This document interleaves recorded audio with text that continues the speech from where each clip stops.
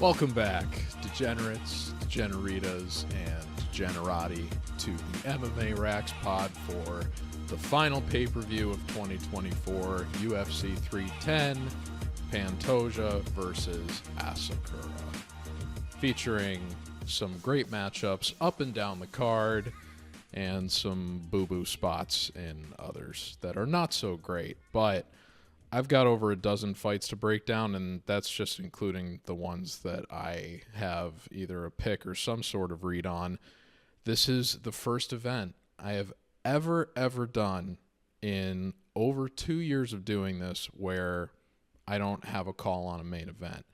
I am very, very strict with myself to a fault because, you really shouldn't be forcing spots in this game when you don't have a confident read. But one of my rules, just for the sake of the spirit of the game, if you will, is I always have a pick on the main event.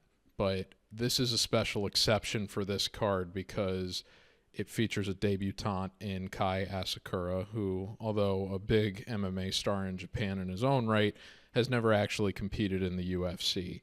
And because of that, one of my rules that I'll talk about later on is that I don't ever bet fights in which the person fighting hasn't at least competed on Contender Series. So at the end of the show, if you want to know my thoughts just generally on this matchup, I'll be happy to briefly provide those. But I do want to just be upfront that this is going to be the first event I've ever done where I don't actually have a call on the main event. It is a stay away from me. Again, this is the exception, not the rule.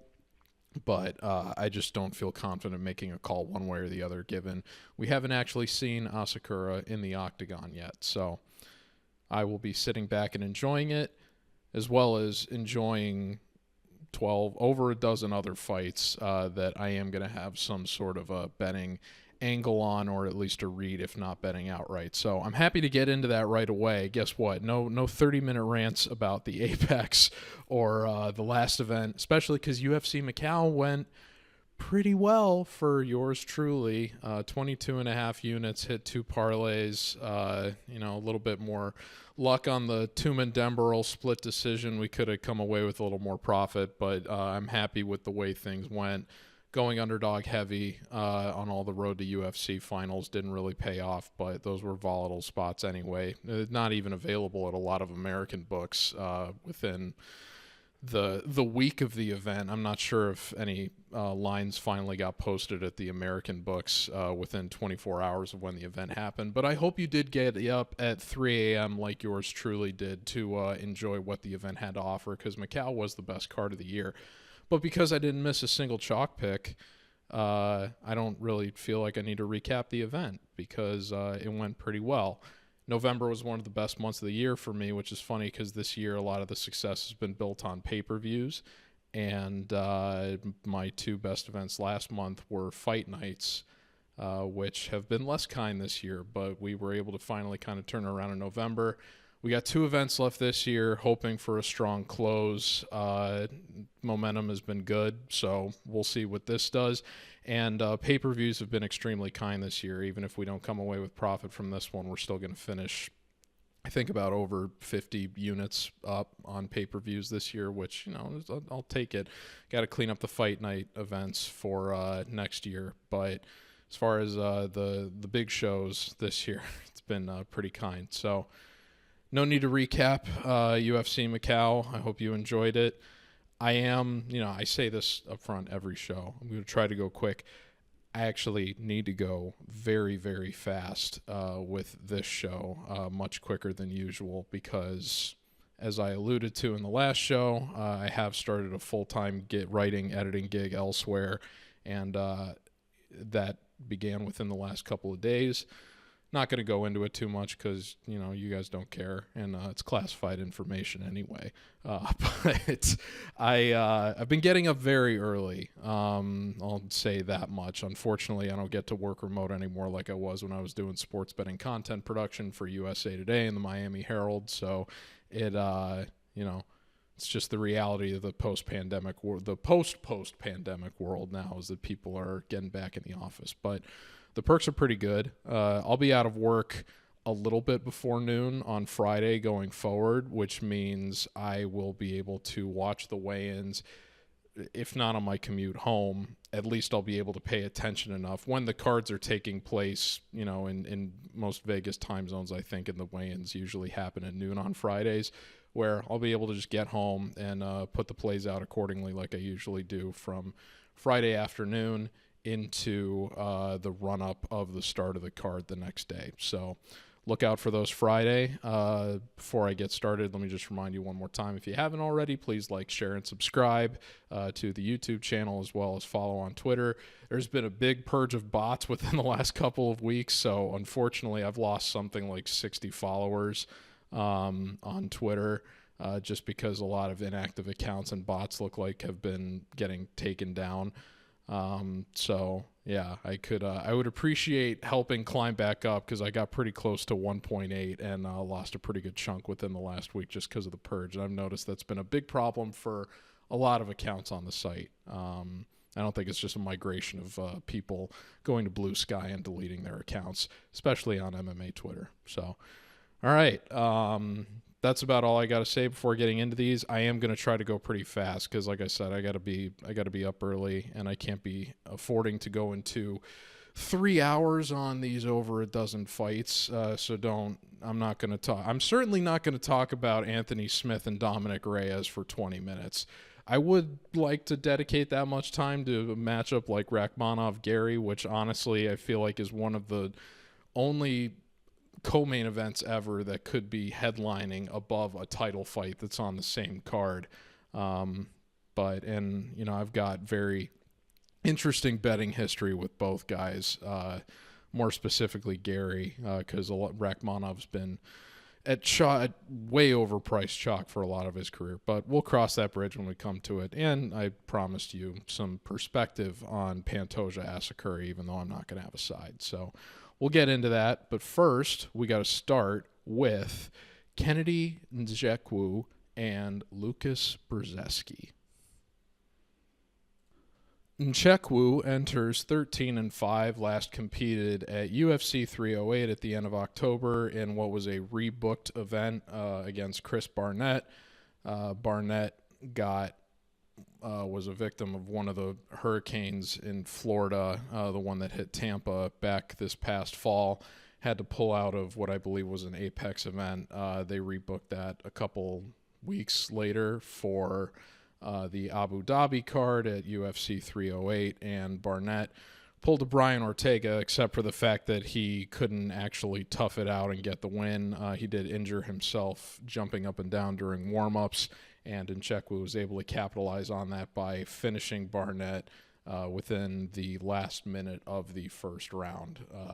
Nzechukwu was a enormous favorite. It was one of the very rare cases where I felt comfortable putting out a pick.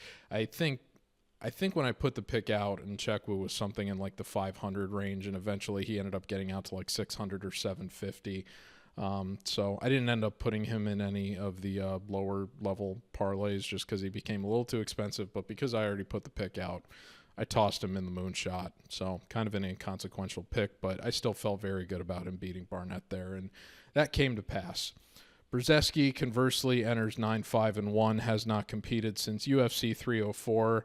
I made a leg of fading him against Mick Parkin at that event. Parkin knocked him out in the first round. It is the second time in his last 3 fights he's been knocked out, and he has been knocked out 3 times in his career now, all of which have come in the first round.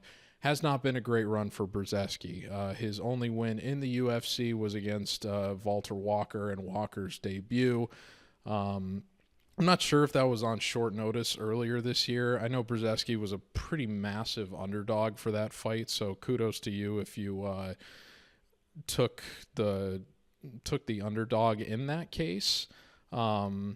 And I will actually reference that fight later in talking about Pantoja Asakura, because that's another good example of why, you should exercise caution when betting on fights with UFC debutants, or at least people that just haven't straight up competed in the UFC before, whether they're favorites or underdogs, because there can be a lot of volatility and the lines can be way off, as kind of proved to be the case in that one, especially given Brzeski has no other wins anywhere else, even though perhaps he should have gotten the split decision over Martin Buday in what was his first fight following Contender Series. He did win on Contender Series, but had it overturned due to a no contest, and he's kind of been all over the place in terms of body composition, if you will, since that fight.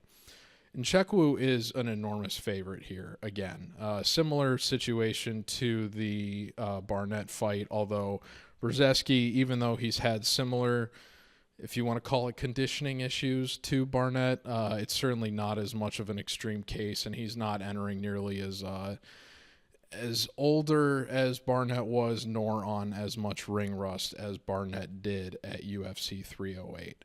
That being said, the attrition is pretty similar, if not worse, to what Barnett has endured. And even though I feel Nzechukwu should win this, but the thing that makes this the difference between this fight and Barnett is, what I just alluded to, which is that the measurables for Kennedy and Nzechukwu compared to Barnett were totally ridiculous. He was more than a half foot tall, I think something like 8 inches taller at least, had a massive reach advantage. The same sort of physical advantage measurables for Nzechukwu, particularly for a guy that was moving up from light heavyweight to heavyweight in that fight, are just not present here, where Brzeski is at least a bit more physically imposing than Barnett was. He's still going to be giving up a 5-inch reach advantage, but the truly significant I've talked about it before, the threshold for statistical significance is like 2.5 inches. So there's couple fighters on this card that just barely meet that, but when you start to get out to truly significant is when you're at half a foot. So in this case, Nzechukwu at 5 inches just falls a little bit short of that. Brzeski's also only an inch shorter than Nzechukwu is, so the height to compound the advantage in length that Nzechukwu had against Barnett isn't present the way that it was, or at least isn't present in this matchup in the way that it was in the last one. And Brzeski, bit more polished of a striker, but is similarly not well-rounded in the way that Barnett was compared to Nzechukwu. So you can't bet Nzechukwu at this price. I mean, it's very irresponsible, and this guy has had letdowns as considerable favorite in similar spots before. The Dustin Jacoby loss has not particularly aged well. That was just within the last 3. But, obviously the more glaring example is when he was, this is like the 3rd fight in a row, incredibly, where Nzechukwu has been in the realm of being this big of a favorite. And he did lose the split decision, which probably shouldn't have even been a split, to Vince St. Preux, and Preux has since been cut from the UFC at the very tail end of his very long UFC run. So that loss, which I think was one of the things that prompted Nzechukwu to move up to heavyweight, was a big reason why it just showcased everything that is wrong with believing in Nzechukwu. This guy's got all the tools to get it done, but for whatever reason just sometimes can't put it all together when he's actually in the cage. I want to root for this guy so bad because he really has a great story. He's a humble, kind soul. Obviously, if you know how he took care of his mother until her passing within the last few years, it's really hard to not root for a guy like this. But it's just sometimes, for whatever reason, guys get in the cage, and even though they've got all the tools to succeed, it just doesn't come all the way together in the way that it otherwise should, or you would expect it to. And I think too many people are willing to give Nzechukwu the benefit of the doubt because of that.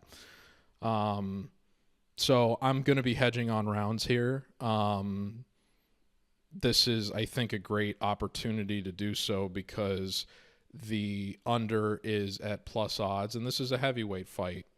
You're giving me a heavyweight under at plus money. Why wouldn't I take that? Especially in a situation where every time each of these fighters have been knocked out, it's happened in the first round. And if you're anticipating Nzechukwu to be a minus 650 favorite, you are almost certainly anticipating a finish. And this is a guy who picked up his only submission win of his UFC or of his MMA career within his last 4 fights. And that just barely snuck under that minus 1.5 rounds threshold against Devin Clark. But I don't expect this one to go to the ground. I will be a little bit concerned that Nzechukwu will be a little bit too safe in terms of trying to pick apart Brzeski, and Brzeski might have a little bit more urgency earlier on if he's able to absorb some of Nzechukwu's better blows. But I think the difference in athleticism here is going to be pretty substantial, and I'll be even more confident in this spot if Brzeski comes in the kind of shape that he was for, say, his fight against Carl Williams.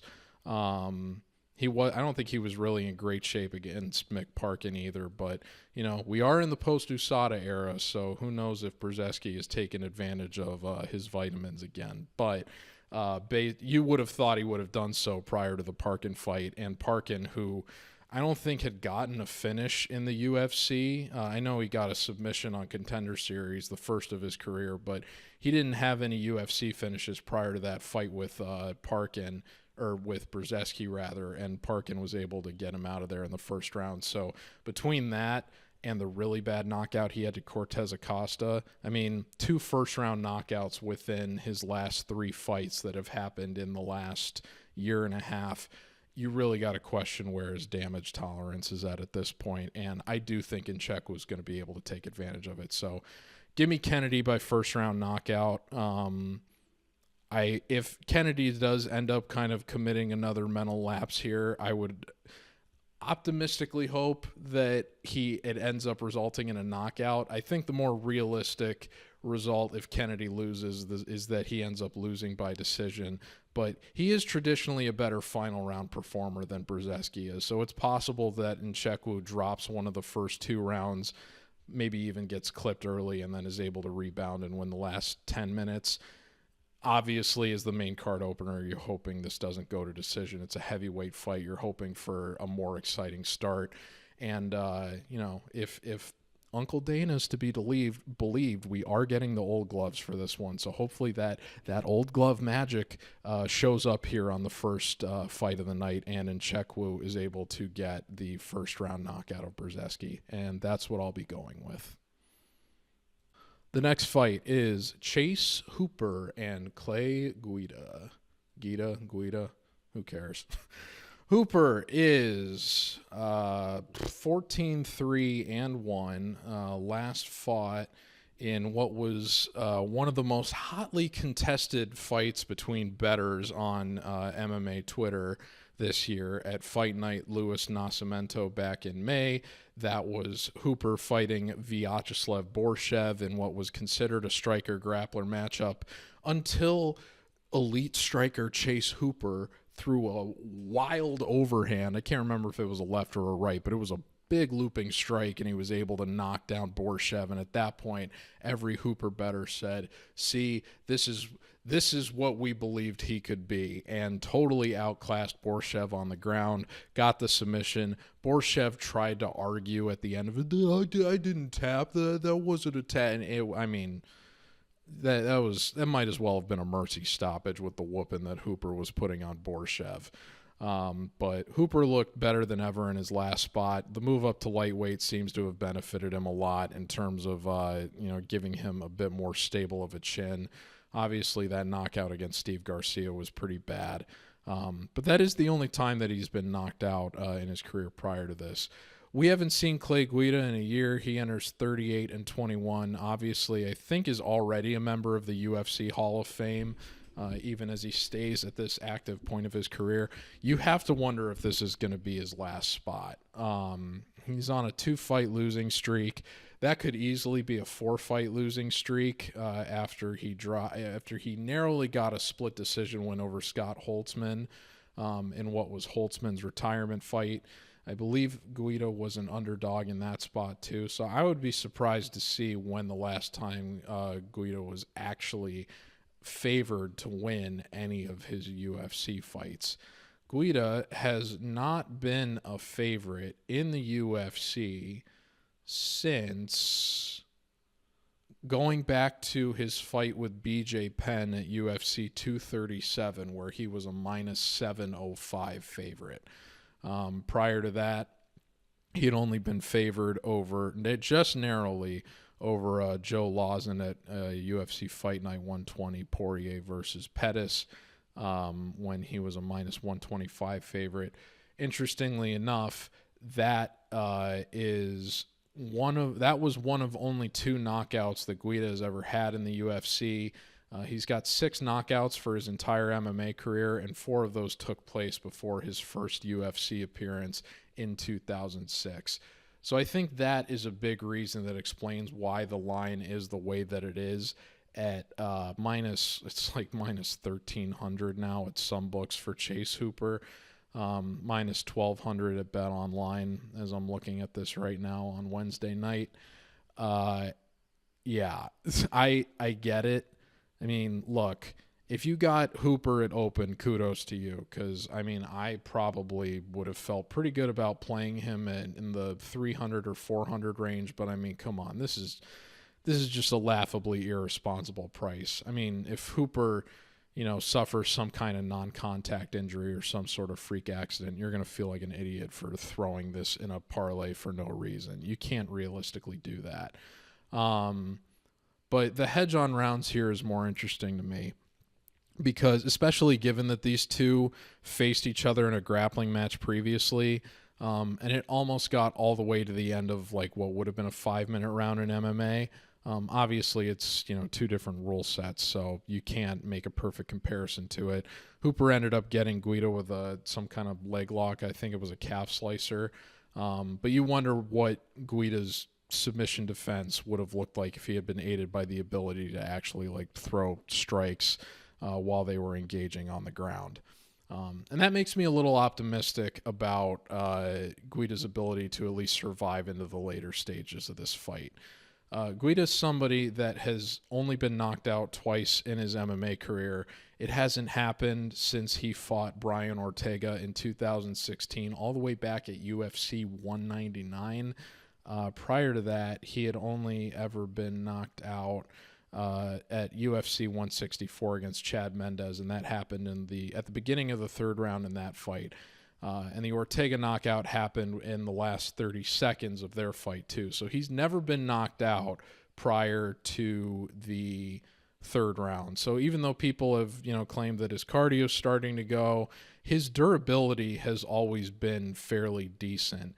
The big problem is he's a very atypical team alpha male fighter in the sense that when you hear like the UFC commentary team talk about guys coming out of that camp, one of the things they'll always tell you is a trait of the alpha male fighters is that they're always drilling guillotines and they all know how to defend guillotines.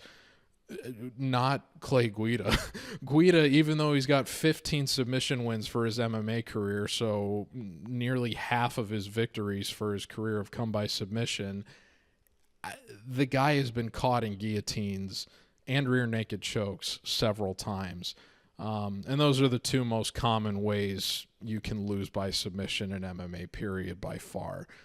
Any other exotic examples, especially in the UFC, should be celebrated and recalled in high regard when a fighter gets a win by those. That's why I consider Hooper to already be a pretty excellent submission practitioner. I shouldn't say quite excellent yet. He's got 3 wins by submission already, but he's pretty solid. I think it was a Darce choke. Was it a Darce that he got against Borshev? Yes, it was a Darce that he got on Borshev. And he might have gotten a heel hook when he fought Peter Barnett. And I think his one over Felipe Colares, if I'm not mistaken. No, Felipe Colares was the knockout win. Levitt, I think, might have been a rear naked choke. If I'm remembering correctly. I just want to confirm because this is going to bother me if I don't Get it. It was a rear naked choke over Barnett or over Levitt rather. And when he fought Peter Barrett rather, it was a heel hook. So I was correct in both cases. So he's got 2 exotic submission wins, which is great.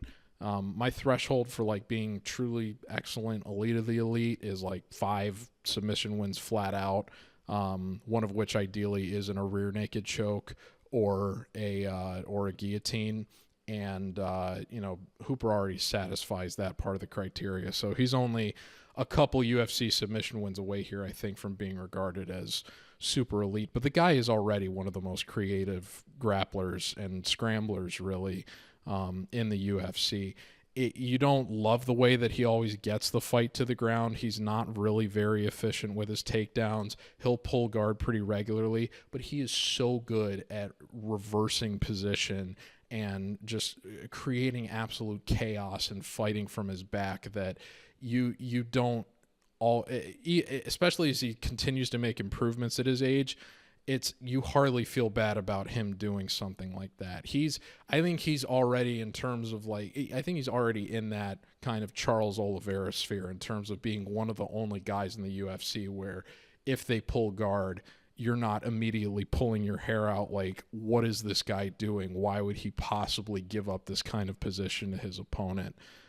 Even though he's certainly got higher levels of competition to reach where they would presumably be able to take more advantage of a decision like that.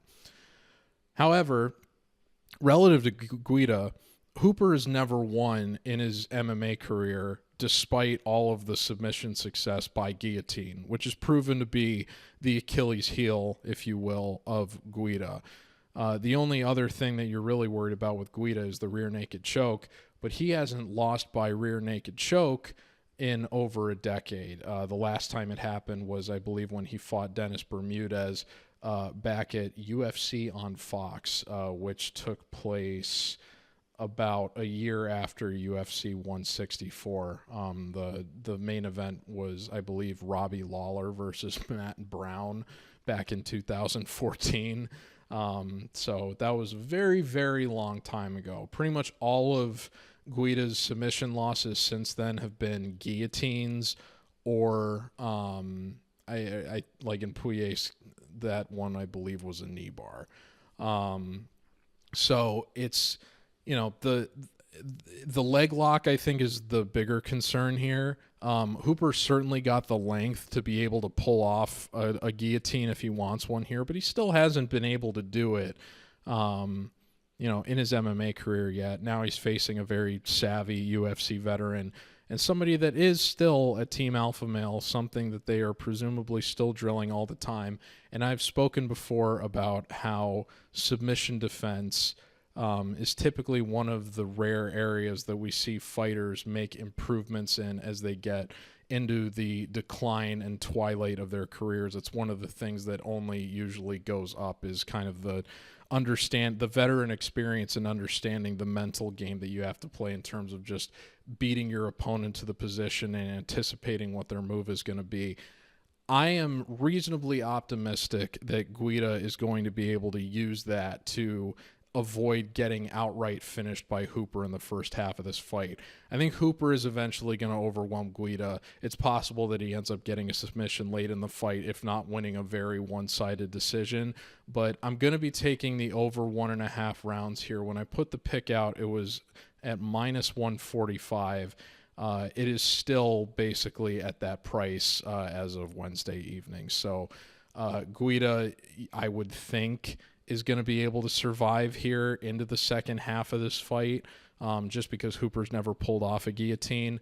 The two techniques I'm going to be more concerned about relative to Hooper are, if he gets back control in the first round, is Guida going to be able to fight off the rear naked choke? It was a bigger problem for him earlier in his career. I think the fact that he hasn't been submitted by it in over a decade speaks to the fact that he's gotten better at defending and fighting the hands. So I'm reasonably optimistic that even if he concedes his back in the first 7.5 minutes of this fight, that he'll be able to avoid getting giving up his neck and getting the choke sunk in by Hooper.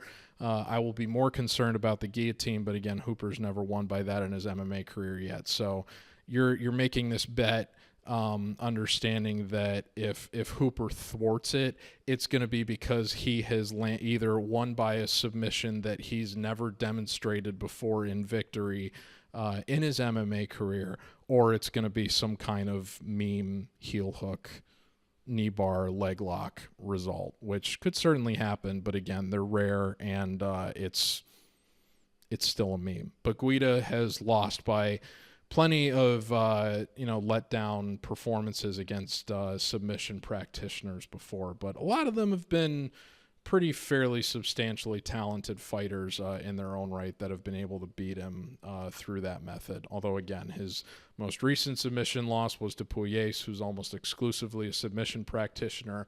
And although Hooper's proven himself to be a little bit more well-rounded than Pugliese, at the same time, you still have to wonder, like, has Hooper reached the stage already in his career where he's going to be able to totally overwhelm a guy like Guida? The market certainly seems to think so. I think that he's absolutely going to win this fight.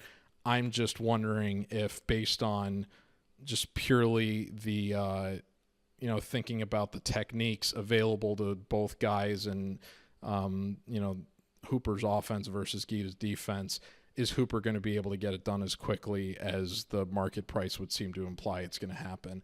I'm going to say it doesn't.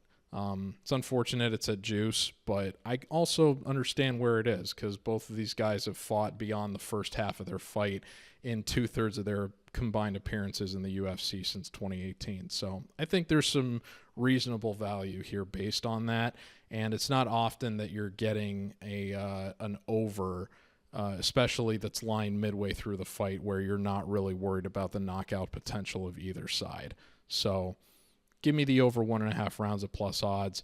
I'm going to say Hooper finally ends up getting his submission win in the 3rd round of this one, but it wouldn't surprise me if I'm sweating it out as soon as the 2nd round starts after a really dominant 1st round, and Hooper's able to get a late 2nd round submission win either. So I think he's going to win by late stoppage. Wouldn't surprise me if it goes the distance, but I think that Hooper is in a good position to take down the UFC veteran here, and that Guida should probably hang it up after this one's done. So give me Hooper by 3rd round sub.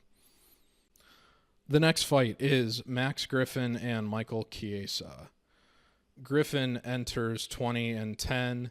He last fought, I believe, earlier this year against Jeremiah Wells, all the way back at Fight Night Hermanson Pfeiffer in February, where he won yet another narrow split decision over Jeremiah Wells.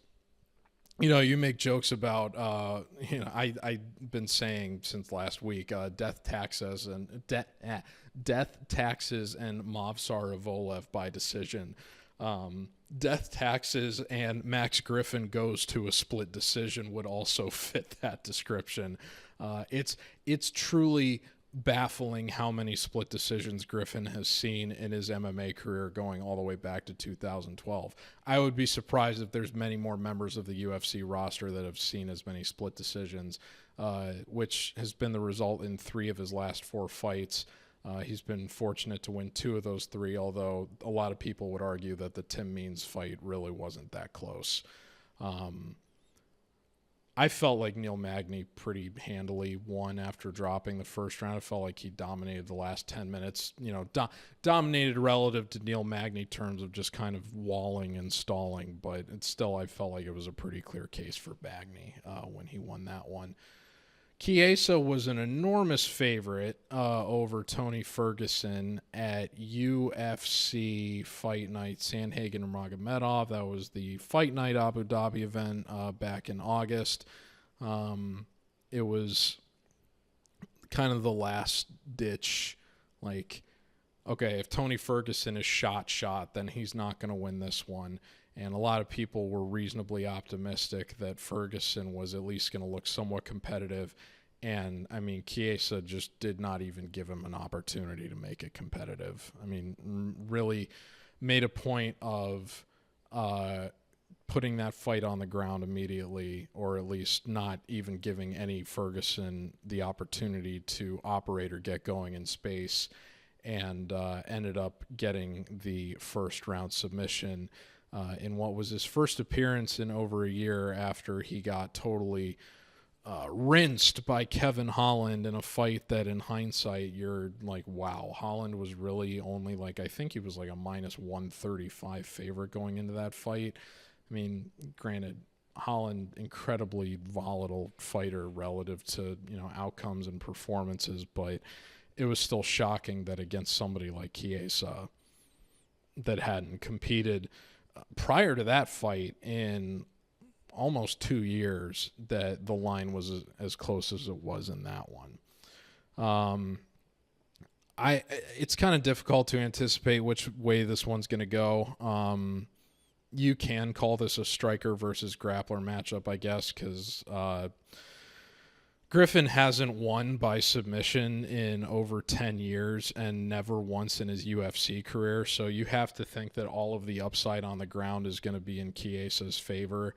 A lot of people are worried about the attrition in this fight, but I think the people that are worried about Chiesa being washed are overlooking the fact that 5 of his 6 losses by finish in his career have been submissions, and he's not really going to have to worry about submissions in this matchup. And the only time he's been knocked out in his career was 10 years ago against Joe Lawson in what was a doctor's stoppage. So it's not like he went totally all the way out or whatever, or has been suffering mounting knockouts the way somebody like Brzeski has, as we talked about earlier. So even though I do think the attrition probably favors Griffin, because Griffin's only been finished once, I still think that it's a bit overstated for people that are optimistic about Griffin relative to Chiesa having suffered too much damage at this stage of his career, and especially because Chiesa comes in as the younger fighter, although given the age gap isn't truly significant here, and both guys are kind of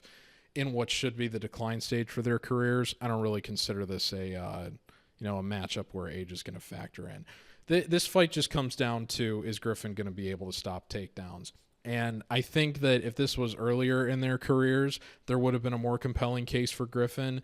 But as he's gotten older, in his more recent appearances, he's given up at least one takedown in each of his last 4 fights. And I have to think that given how efficient Chiesa is with his entries, and the fact that the guy knows where his bread is buttered in terms of what he's going to be most successful doing in the fight, he's not going to entertain anything on the feet here. He's going to try to close the distance early, get in on single legs, double legs, work against the fence against takedowns, and then, eventually try to work to getting the back. Whether or not he's going to have success doing that early on versus later in the fight remains to be seen. But I do think the longer this one goes, the more that Chiesa is going to look more effective, particularly because the only fight Chiesa has lost in his UFC career in his MMA career period going the distance was to Sean Brady 3 years ago. And if you recall, Chiesa actually lost that fight only 29-28.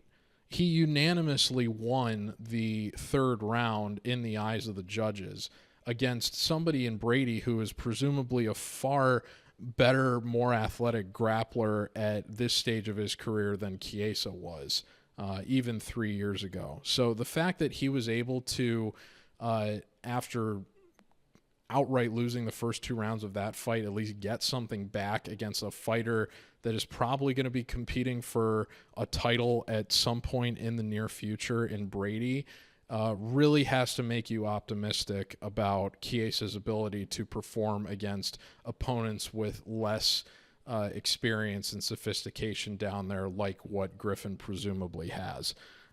If this fight stays on the feet, I think Griffin wins it going away, but I don't think it's going to stay on the feet, and I don't think he's going to put Chiesa away as quickly as a lot of the people picking Griffin anticipate he will. This fight, honestly, has another split decision written all over it, and in a lot of cases, you take the underdog in a split decision, you feel pretty good. Obviously, you want to see them win, but even when they don't, you still feel pretty good about the fact that you had the value side in that fight. So I got to go with Chiesa here. I'm going to say that he wins a 29-28 split decision. I think that he probably drops the first round, but he's finally able to make leeway with his takedowns in the second round. I think this fight really this is one of those fights where I think it comes down to who's going to win the second round. I expect Griffin to get the first. I expect Chiesa to get the third. And it's going to come down to who wins that second round. It's also possible Chiesa, when the two of them are dry, is able to find more submission attempt success and is a little bit easier at getting in on entries and kind of sticking to Griffin, if you will, earlier in the fight. And then Griffin's able to turn it around in the second round and, get more striking success, or at least mitigate the takedowns. And then it's, a bit more of a toss-up going into the third, especially if Griffin has the momentum at that point. But I'm going to say Griffin has more striking success early, and then Chiesa is able to kind of navigate and adjust and make reads in the second. Let him get in on his entries, put the fight on the ground, fight where he's most comfortable. And then the third round, I think he'll be able to build off that momentum on his way to getting a 29-28.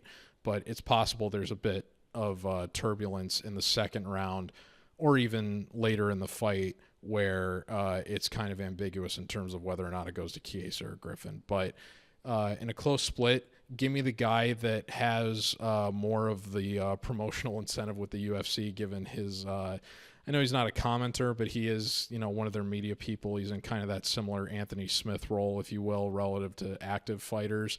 And we've seen Anthony Smith get grace from the judges before because of that. That Ryan Spann fight, the rematch, still lives very, very, gets me riled up just thinking about it.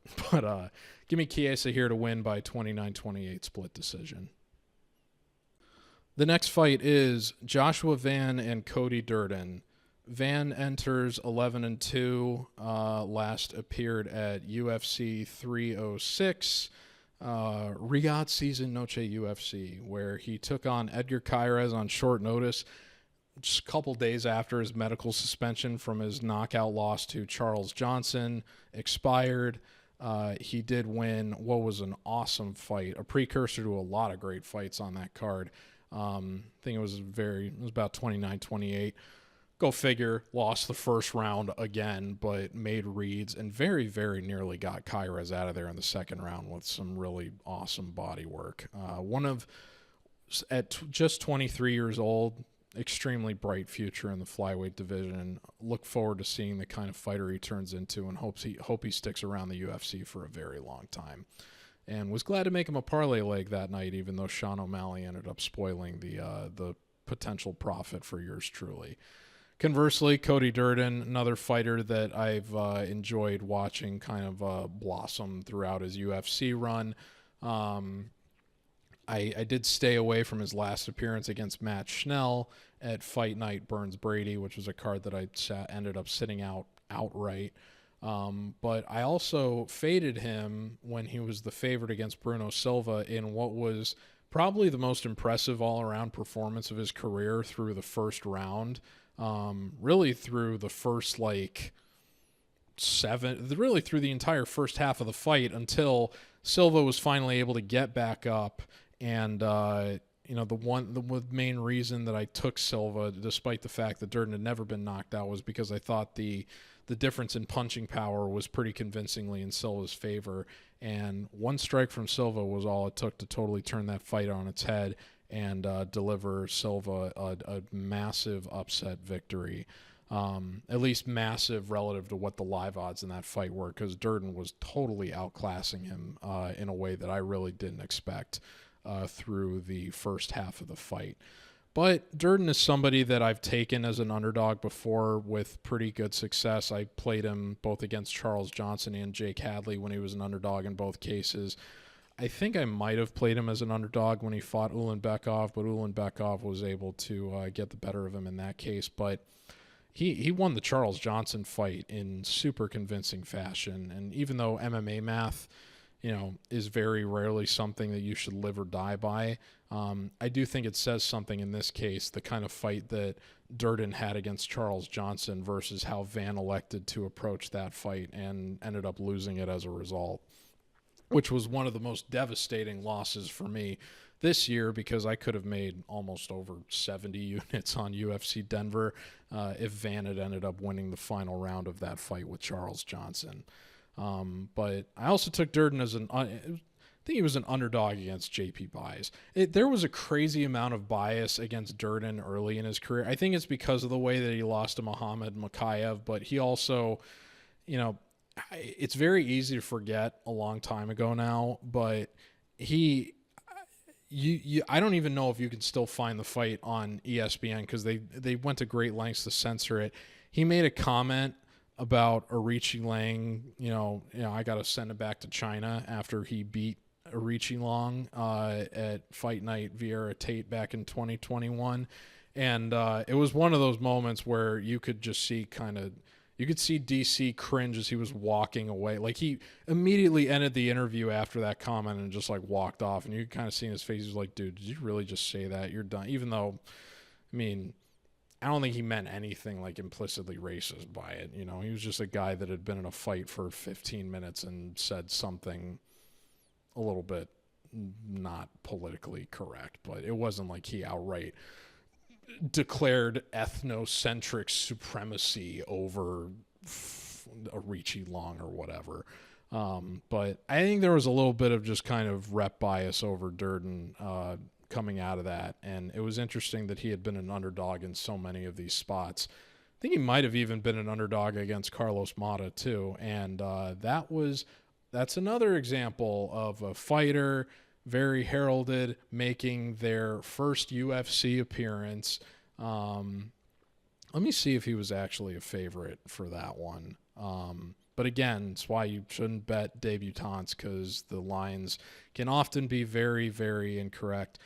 Durden was, in fact, the underdog, plus 137 for that fight, and he ended up winning the decision. And Mata, despite being pretty heralded out of LFA coming into the UFC for that fight, I remember a lot of people were optimistic about him. Hasn't fought since, and that fight was all the way back in October of 2022, so 2 years ago now. I think Durden is the more well-rounded fighter here with more UFC experience, and I'm a little bit surprised that the line is even the way that it is. And this is, in the same way that, again, I spoke last RAXPOD about when the line for Jackson Miller came out. It was one of those lines that I looked at that and I was like, yeah, this line doesn't make sense to me at all. Van opened at like a 250 or like 300 favorite here, and I was like, you got to be kidding me. This is a guy in Durden who is way more established and clearly was having like the best performance against Silva until he got caught.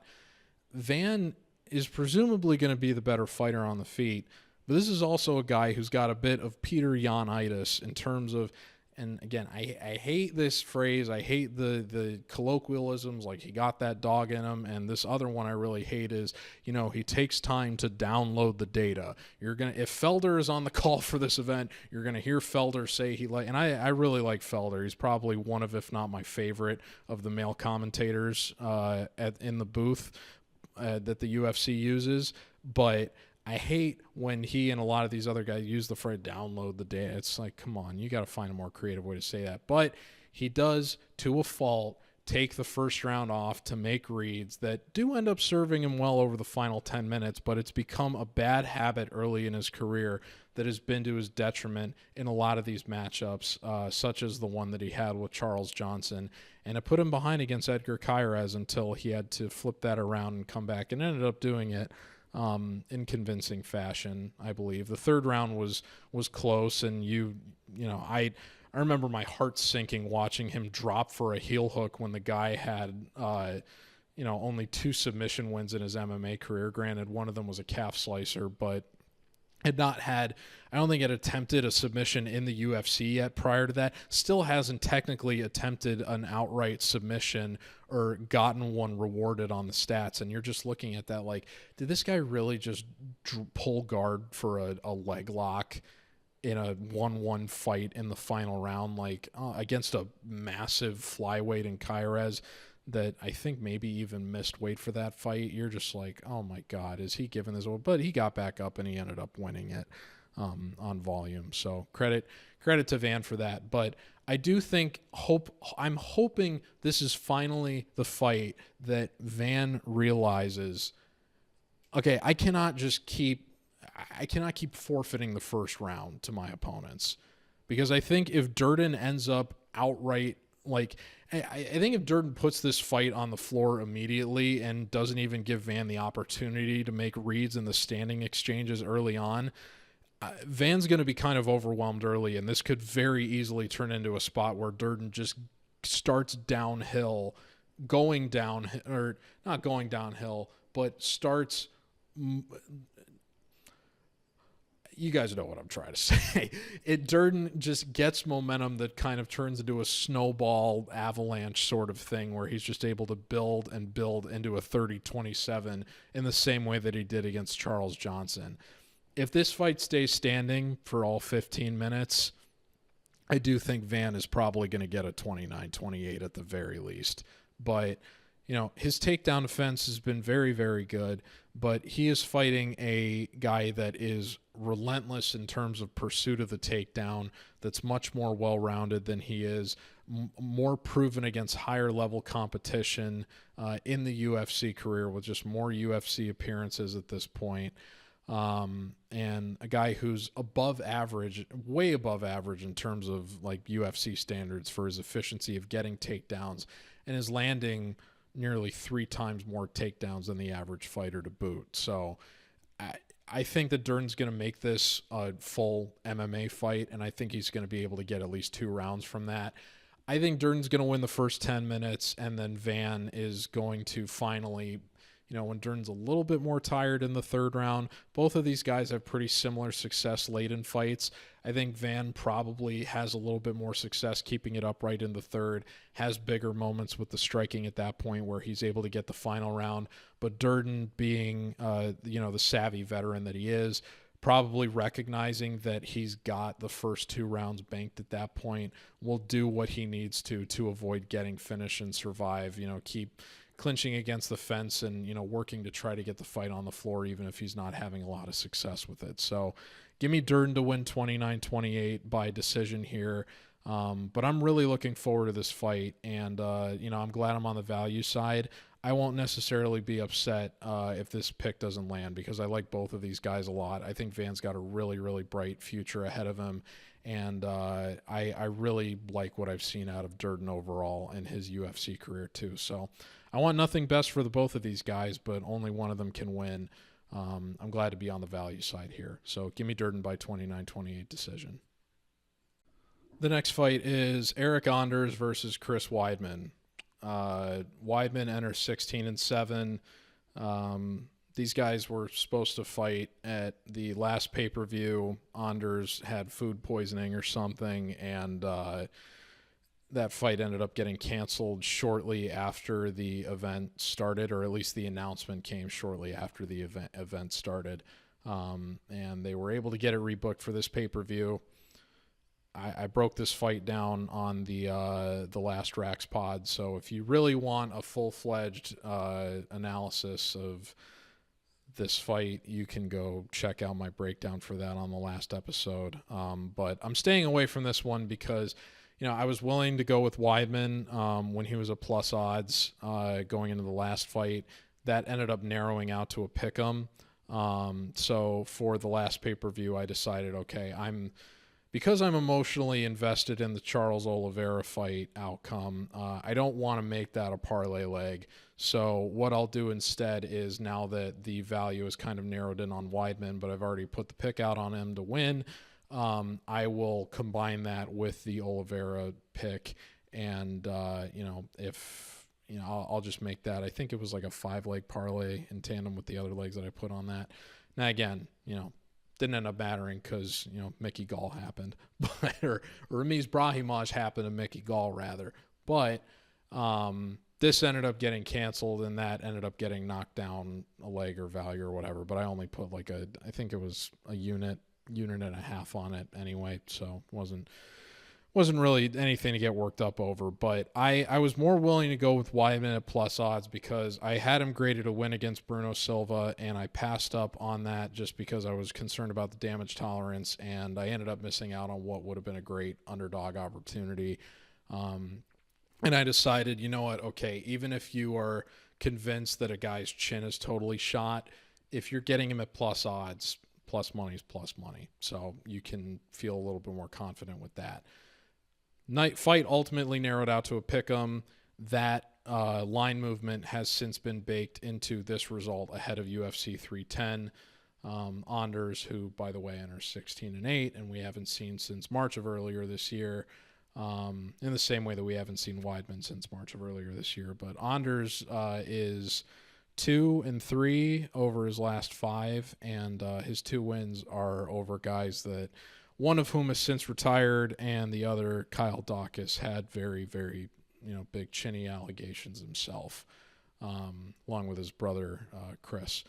So now that this fight is a pick'em, I mean, look, I still very, very narrowly like Weidman here by like the slimmest of margins, but again, it's just not worth it for me to bet this because the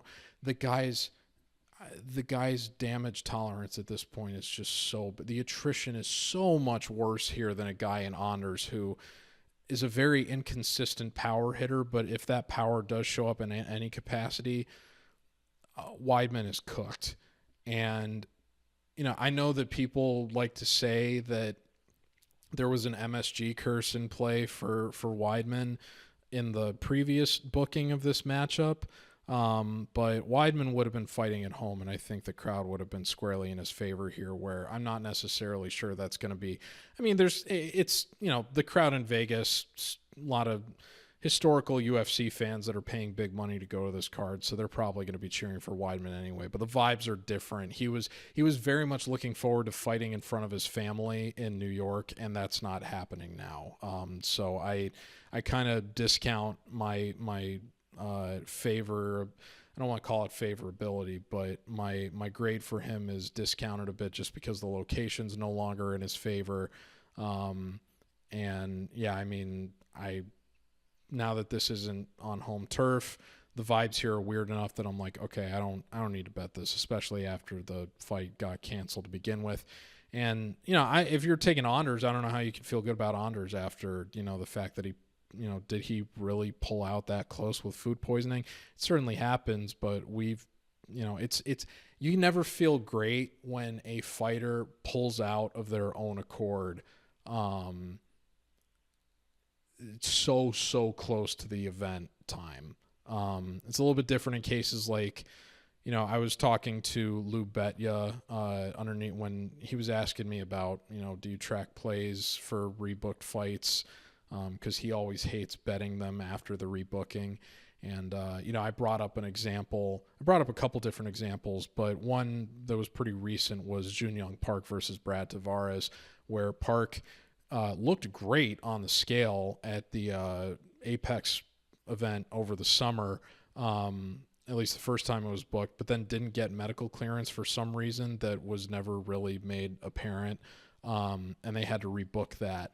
But it's not like he pulled out of that fight himself. He weighed in. He was, smiling and everything. He looked like he was good to go. He just didn't get medically cleared for whatever reason, and then they had to rebook it. And he ended up winning what I thought should have been a 29-28. It's a ridiculous joke that fight was a split decision. But, I think in most cases, in most cases where the fight gets canceled due to something that's transparently out of the fighter's control, like when they don't get medical clearance, that's not something that's their own fault. But when a fighter gives the excuse like, oh, I had food poisoning or I was sick, another great example was, Derek Lewis versus Sergey Spivak, where I think people were making jokes about, and even then Lewis again, pulling out of the Canadian event where he was supposed to fight Yonata Denise, or at UFC Edmonton last month, is another great example of how that's, I think, part of the reason Lewis having a history of doing that was why he was, again, the underdog in that spot, is that, the guy, you just kind of don't know what's going on in terms of being checked out. So, You wonder how Anders feels about that relative to this matchup, if he maybe feels like he's kind of being set up to be a fed spot for Weidman here. But yeah, the vibes for this one are just all around not good, and I would just stay away from it entirely. I think it was Jay Petrie on the Sherdog show, not Keith Schillen, but the other guy. Forgive me.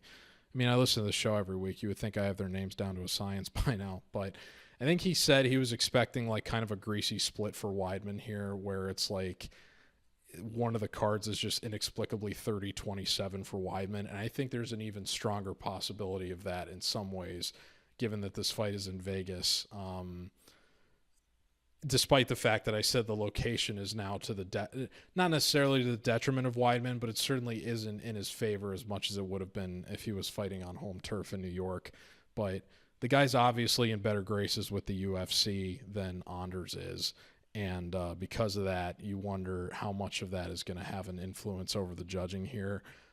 So it's very possible that Anders, should win a 29-28 here, but otherwise ends up losing a somewhat inexplicable result to Weidman, which I kind of anticipate is what's going to happen. That was my original read of the fight.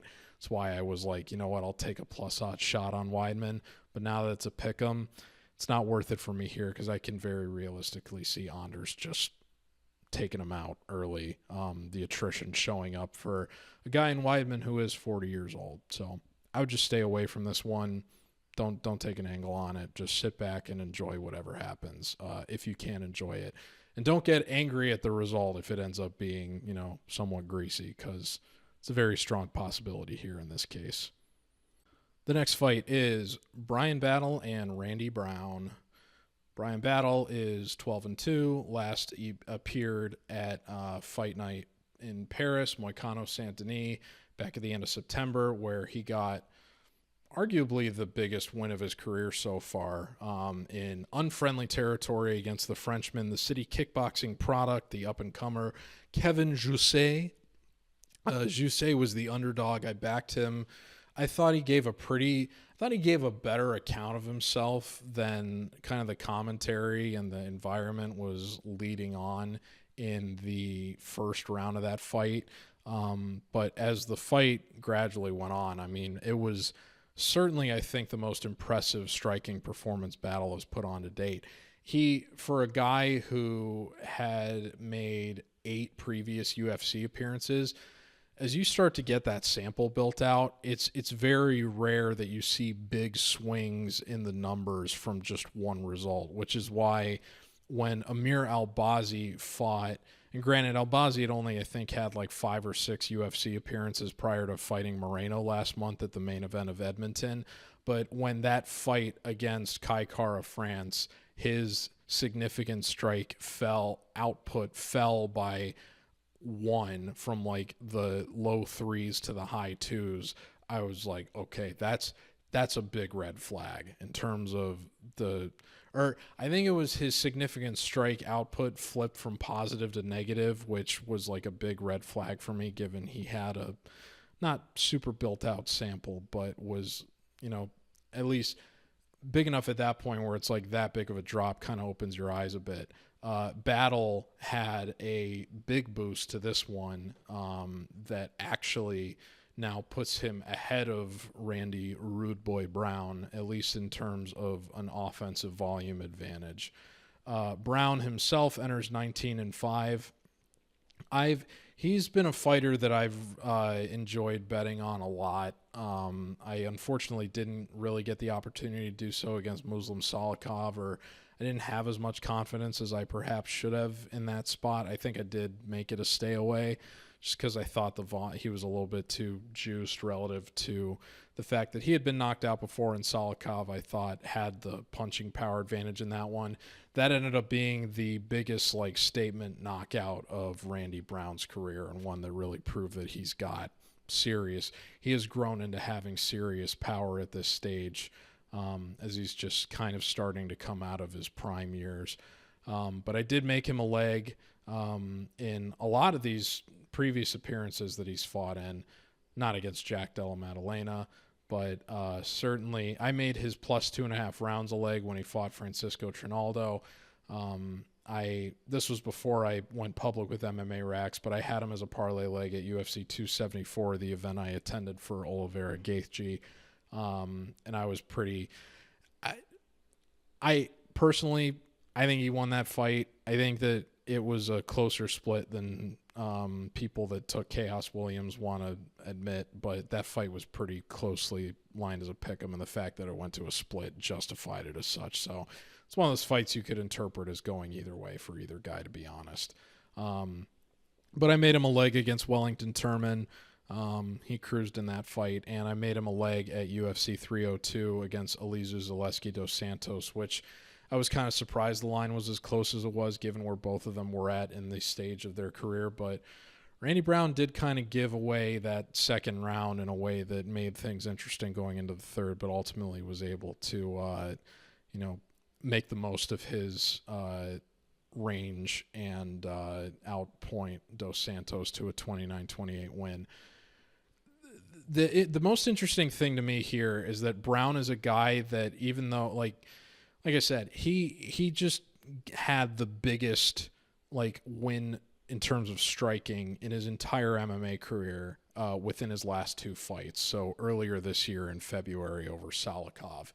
He's a guy that, in spite of the fact that he's an enormous welterweight and looks really physically imposing and has the range where you would think he'd be, he looks like he'd be a better striker than he actually is. He's not a bad striker by any means, but most of he has more success with the grappling and fighting a well-rounded MMA fight than you would anticipate.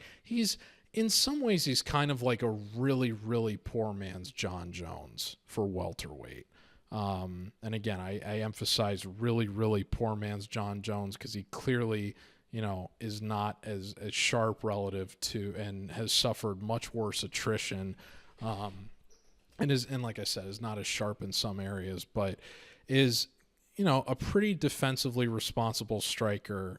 He's just been caught before, is coming into this having suffered more attrition than battle, but is, in some ways perhaps more of a sniper than a volume striker, in a similar way to how John Jones is in terms of making the most of his length. And again, it's not like Brown has an 84-inch reach advantage, but it's 78. He is enjoying a reach advantage in this weight class in most of the matchups that he takes. You wonder if at some point he's going to not be able to make welterweight anymore as he starts to get into the decline stage of his career. Maybe if he moves up to middleweight to keep taking fights, you wonder if a result here might have some sort of impact on that. But I do think that battle here is, based on the offensive striking improvements that we saw in the last fight, is going to kind of be able to overwhelm Randy Brown here.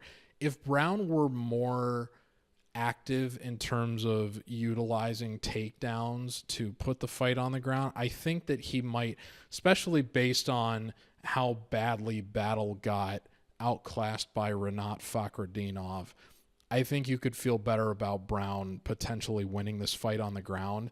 But because Brown isn't going to have a significant reach advantage here, he's only got 1 inch of reach more than Battle. He's only 2 inches taller, so this is one of the rare matchups at welterweight for Brown where he's not going to be able to make the most of his natural athleticism and length over, the advantages he usually enjoys against his opponents. He does have more than twice as much experience going the distance that Battle does and enjoys a little bit more success in the final round. So if this does go the distance, I would think Brown maybe is able to finally put some reads together late and maybe steal the final round from Battle. But given how well Battle has reacted to early damage in his recent appearances, I think that he's going to have more moments of impact over the first 10 minutes and land better volume, even if he's having to take one to give one. I think that he's going to react better to these firefight scenarios that he throws himself into than Brown is going to. I thought at a glance that I was going to be taking Randy Brown as an underdog here, but after rewatching Battle's performance against Jusei, I actually feel like, the current price on Battle in the 2-to-1 range is appropriate. So I am going to be taking him. I will probably end up making him a parlay leg just because it's, I really do try to lean more on these money lines than hedges on rounds in terms of, offering my confidence. It won't surprise me if Brown ends up winning a decision here and kind of gives a UFC veteran lesson to Battle. And if there's a little bit too much hype being anointed onto Battle. But that's what my read was, that there was too much hype being thrust upon him as a tough winner and whatever else, especially as someone that bet him as an underdog to beat Gabe Green last year. I thought maybe there was a little bit too much hype being thrust upon him going into the Jusei matchup. And he, gave a very, very, very excellent account of himself in that fight that impressed me a lot as somebody that bet against him. So give me Bryan Battle to win a 29-28 decision here where he takes the first 10 minutes, but it will not surprise me at all if Battle ends up getting another knockout here, as he has made a habit of in the UFC, given a lot of the attrition that Brown has already experienced at this stage. And if this fight ends up prompting a late career move up to middleweight for Randy Rude Boy Brown. The next fight is Movsar Evloev and Aljamain Sterling. Sterling enters 24-4, has not fought since UFC 300, where he was a decent, not overwhelming favorite over Calvin Kattar, which I thought was very good value, and that ended up being very much justified. A lot of people were kind of emotionally betting Kattar, I think, hoping that he was going to be able to give a good account of himself in a return from the long layoff. People speculating that Sterling's move up to featherweight was, not going to do wonders for him now facing bigger competition. But the guy was already one of the most freakishly enormous and athletic bantamweights, and, gave an excellent account of himself in his featherweight debut. I believe set his career high in takedowns, moving up a weight class against a guy in Kattar that had like 90% or more takedown defense for his UFC career.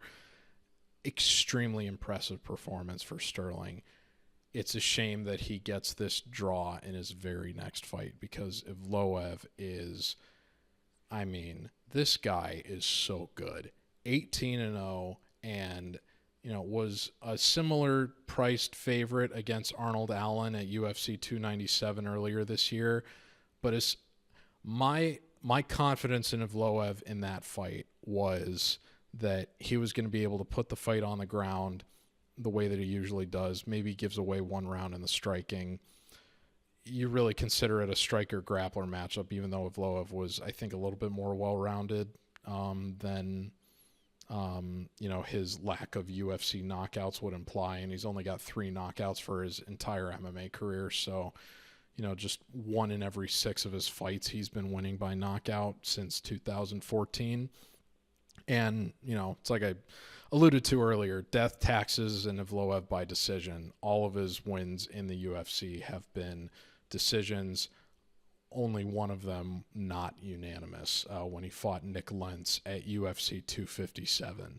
And you would be hard-pressed to argue that with the help of American Top Team, arguably the best gym in the world, this guy has not continued to make substantial improvements to his game as he's starting to enter his prime years at 30 years old, while Sterling is preparing to enter the decline of his career, having recently turned 35, or at least having turned 35 this year, I believe.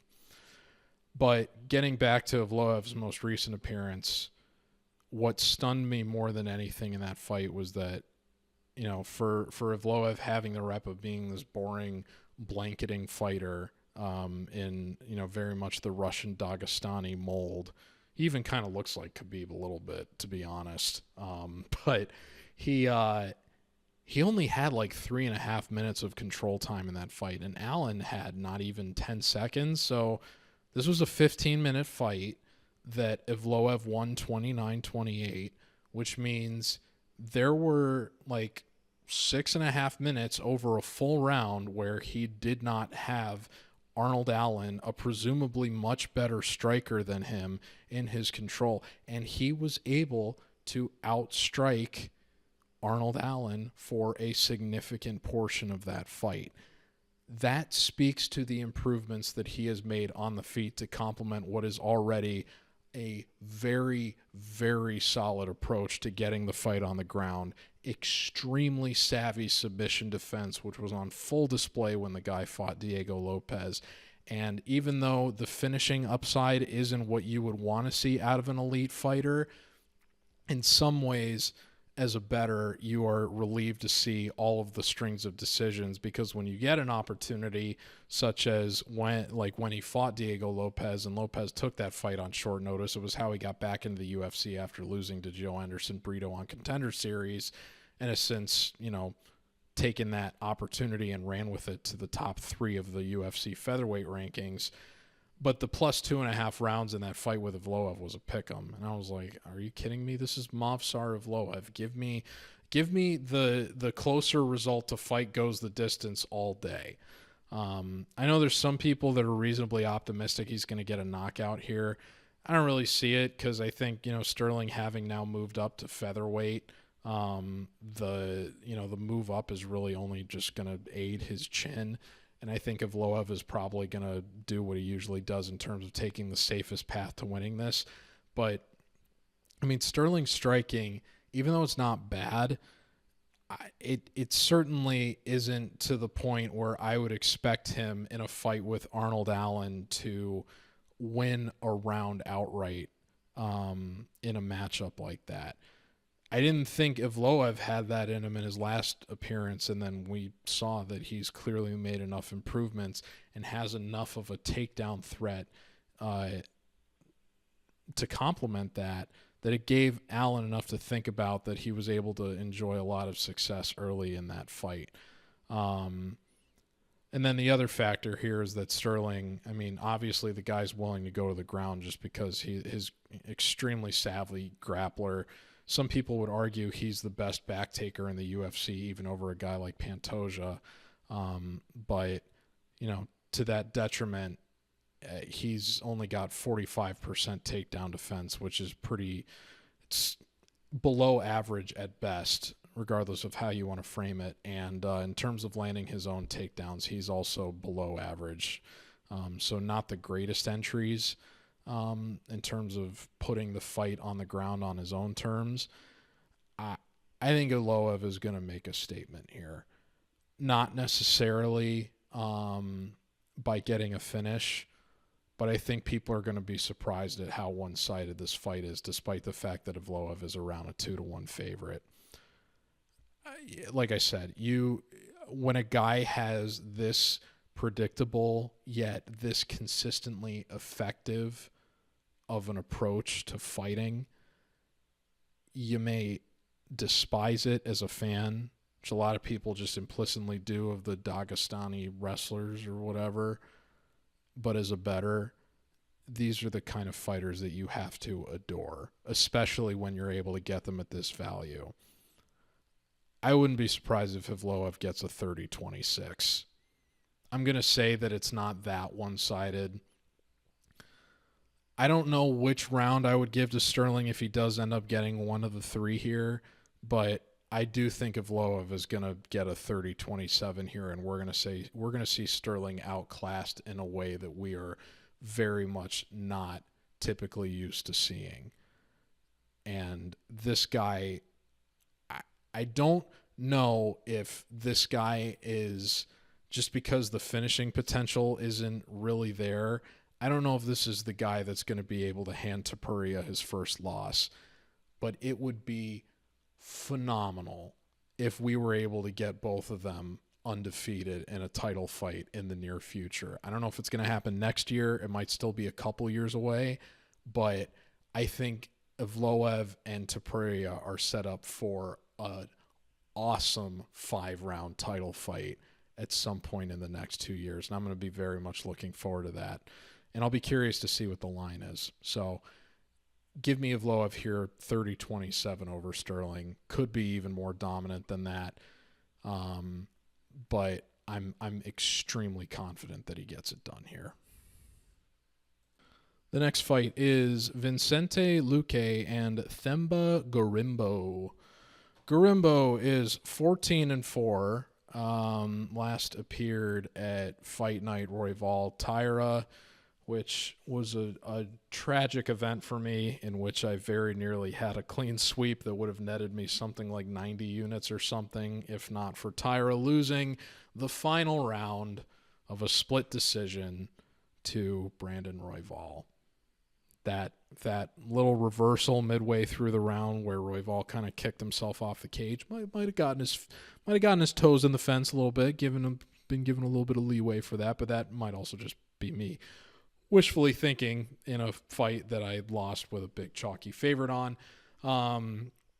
I bring that up only because Themba Gorimbo was at a similar closing price, I believe, against Nico Price on that card, and I elected to stay away from Gorimbo because I had not seen enough of him on the feet to this point in his career, in what was his 5th UFC fight, to confidently say that he should be a 3-1 favorite over a veteran like Nico Price, who had spoiled another event for me earlier this year at UFC 302 when I had an excellent overall event, but for taking Alex Morono to beat Price in a fight where, if he had just gotten one more round, that's another event that I would have done very, very well on this year, but it is what it is.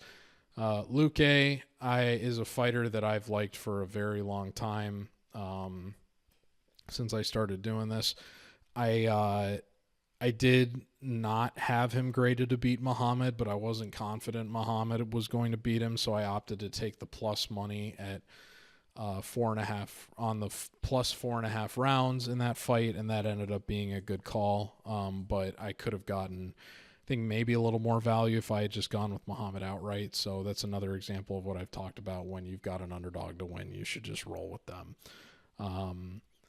But he was favored to beat Jeff Neal. I made him a parlay leg that night, not really having a ton of options because that Santos versus Hill fight night card was one where there were just a lot of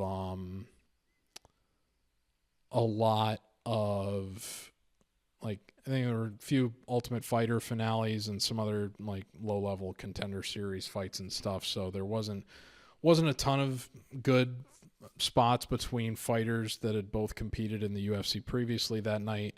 But Luque was easily my most confident pick of the card. I thought he was going to be able to handle Jeff Neal pretty well, and that ended up being one of the more devastating knockouts of the year, and one that has kind of put people in a position where they're wondering how much it has since affected Luque in the aftermath, given that he did suffer a brain bleed after his... It wasn't even the knockout that was really the worst part of it, as much as after going out temporarily, the way that his head just kind of violently smacked the canvas that ended up leading to the brain bleed. I believe he was the underdog against Rafael Dos Anjos, which I thought was utterly shocking given where Dos Anjos was at in his career and the fact that he was moving up to 170. So I felt good about making him again, when you're concerned about the damage tolerance of these guys, if you're getting them at plus money, usually you feel pretty good about it. So I felt pretty decent about him against RDA in that main event last year, and I ended up making a decent amount of units at that event. But then he got a big main event this year again, or not a main event. I think it was the co-main at that Atlantic City fight night. That was a big disaster for a lot of people, including myself. A lot of bad reads, and this was his fight with Buckley, in which he closed as the slight favorite, a little bit further out than a pick'em. One of the big fights this year in terms of both sides being extremely confident in their fighter to win.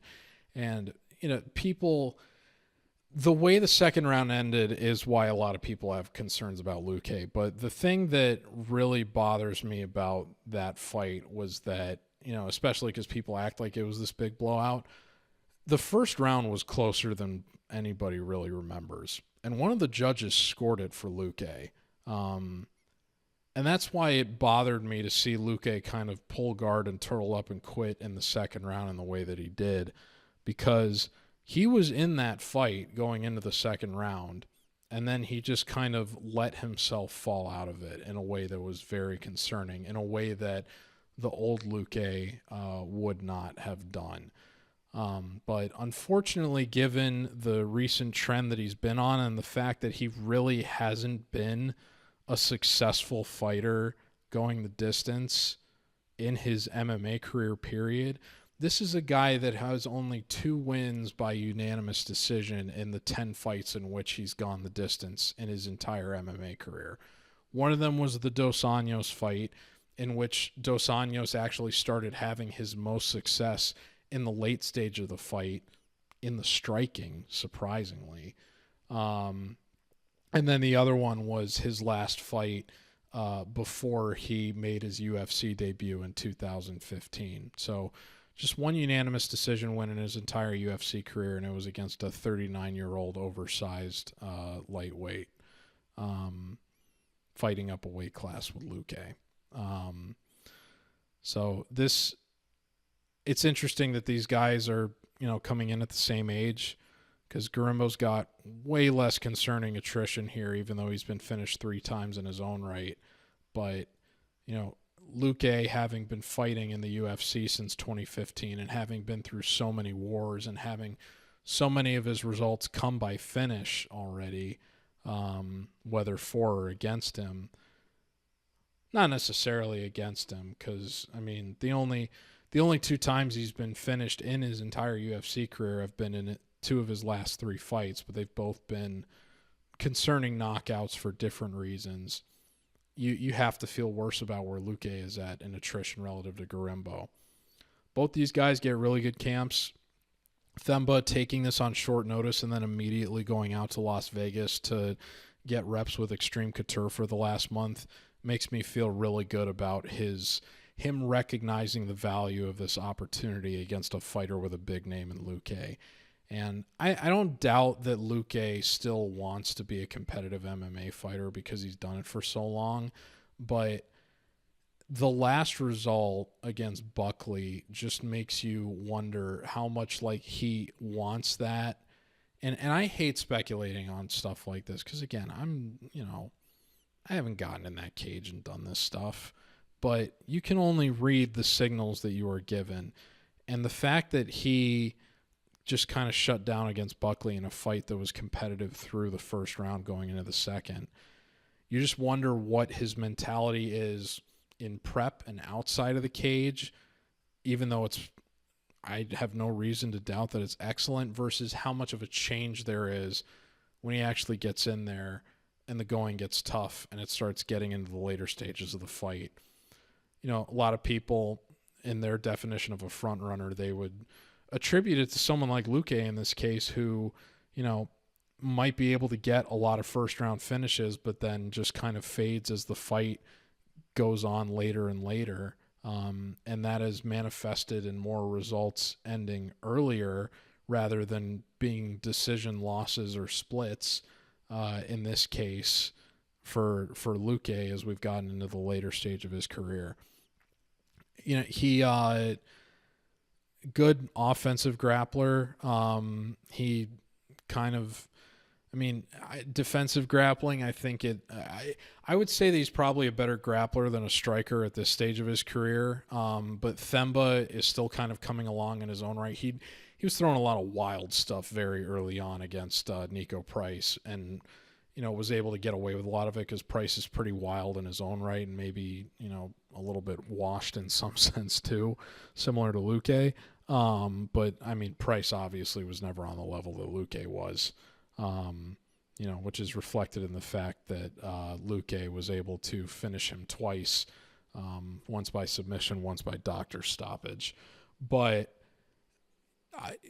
I do think that Gorimbo has already established himself enough as a grappler and just kind of has more left where if the fight does go to that realm, he's going to have enough to mitigate whatever success that Luque still enjoys in that area. And Gorimbo, he's been submitted twice, but they were, one was, I think his debut against AJ Fletcher was short notice, and he gets that held against him a lot in his evaluation, which I don't think is really fair. And then the other one was a guillotine almost 10 years ago. So you're more willing to forgive that one at this stage. Whereas Luque has been submitted twice in his own right, but again, they were both variations of triangles. One was an armbar in his third appearance ever, and one was in his penultimate fight prior to joining the UFC. He hasn't been submitted since. So you feel probably pretty good about his ability to at least survive and defend submissions. But again, if he's taking shots from Gorimbo on the ground, which he was landing some good, pretty decent ground and pound on Bryce in his most recent appearance, you wonder how Luque is going to be reacting to taking damage like that, and maybe if Gorimbo's able to find some kind of club and sub as a result. Gorimbo's back control is excellent. It's a big reason why I felt good about taking him as the underdog when he fought Takashi Sato last year. So I think he's probably going to be pretty feverishly hunting the back if the fight does get to the ground, which might open up some opportunities for Luque to get reversals, as he did against Michael Chiesa. But I still think that on the feet, Gorimbo's there's positive momentum for Gorimbo on the feet, even though there's still some reason for concern. He had a big jump in his significant strike total as well, or his landed per minute strikes from his last appearance. I mean, that's the reason I feel so good about taking him as the favorite here, is because the 15 minutes of striking improvements that we saw on display against Bryce that he hadn't necessarily demonstrated in any of his previous appearances, because the Sato fight was spent almost entirely in back control for Gorimbo. The Pete Rodriguez fight lasted not even a minute, and the Brahimaj fight was a clinch festival that Gorimbo just kind of drowned and overwhelmed a guy that was never really a sophisticated striker until he got his first knockout win ever against Mickey Gall. So I was impressed by what I saw against Nico Price. I'm concerned about what I saw relative to the wilting from Luque against Buckley. I think even though these guys are the same age, you're seeing guys on two different trajectories of their careers, and I think that has to benefit Gorimbo here. And this would be a much wider line if not for a lot of wishful thinking about Luque to kind of make a bounce back. I won't necessarily be upset if this bet doesn't land, even though I really like the price on Gorimbo, and I don't know if I'm going to make it a leg, but it's kind of leaning that way to where I need to if it stays in this range. But, as somebody that really, really likes Luque a lot, I think there's a lot of people wishfully thinking that, he's not totally shot, when you have to wonder just kind of where he's at based on that last performance, at least in terms of in-ring mentality. I don't doubt the kind of person that he is, in prep and outside, and he's a phenomenal interview if you've ever gotten the opportunity to listen to him. Really well-spoken, good guy. But unfortunately, I think we've already seen the best of Luque, whereas the best is potentially still yet to come with Gorimbo as he continues to step up his game at a he's now gone to a world-class gym that he wasn't at before, whereas Luque has kind of been around Killcliff FC for more than a while now, and it hasn't necessarily resulted in substantial success within the last 2 years. So give me Themba Gorimbo. I'll say that he gets it done by unanimous decision. I'll say 30-27. Maybe Luque is able to make it a bit more of an ambiguous first round to where he is able to, have maybe one better moment of technical striking success, because Gorimbo gets caught kind of throwing some loopy stuff and isn't able to get down to the mat right away. But, Luque's got pretty average UFC takedown defense, and Gorimbo is super, super efficient with both his volume and, he's efficient with his efficiency. He's efficient with his takedown attempts, and that still results in nearly 5 takedowns per 15 minutes, to where I think he's probably going to be able to overwhelm Luque going that route over at least the last 10 minutes. So I'm going to say 30-27 Gorimbo, but it wouldn't surprise me if Luque gets an early round before fading late. I don't think Gorimbo's going to be able to submit him or knock him out, but it wouldn't necessarily shock me if Luque turtles up again after some bad ground and pound in the second half of the fight and concedes the result as a result. The next fight is Dominick Reyes and Anthony Smith. Reyes enters 13-4, knocked out Dustin Jacoby as a pretty substantial underdog at Fight Night Cannonier Imavov earlier this year. I made Jacoby a parlay leg, thinking Reyes was washed. Credit to him for what was, in the eyes of a lot of people, an emotional bounce back after getting knocked out in 3 straight fights and not having fought in over 2 years. I'm not going to outright call it a meme result, but it's one of those ones where it's like you're still shocked based on the layoff and attrition that this guy was able to get that result. I think it's a more damning statement on where Jacoby is at now and the momentum Jacoby has in his career, or lack of it, than Reyes being all the way back, which is why I think he's being pretty overvalued here against Anthony Smith, who I have very much enjoyed fading over the years.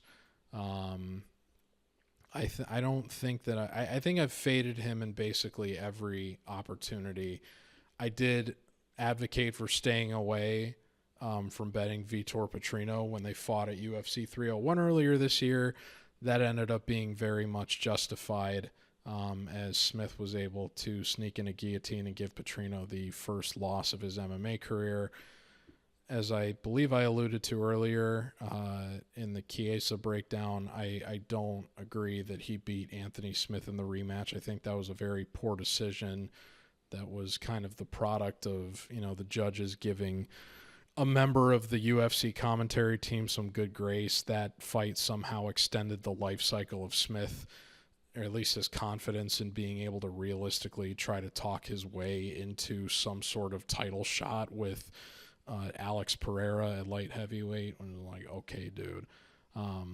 But I did play the plus 1.5 rounds when he fought Khalil Roundtree in what was another pretty wide line, or not a wide line, but there was substantial juice on Roundtree to where I didn't feel great about betting that.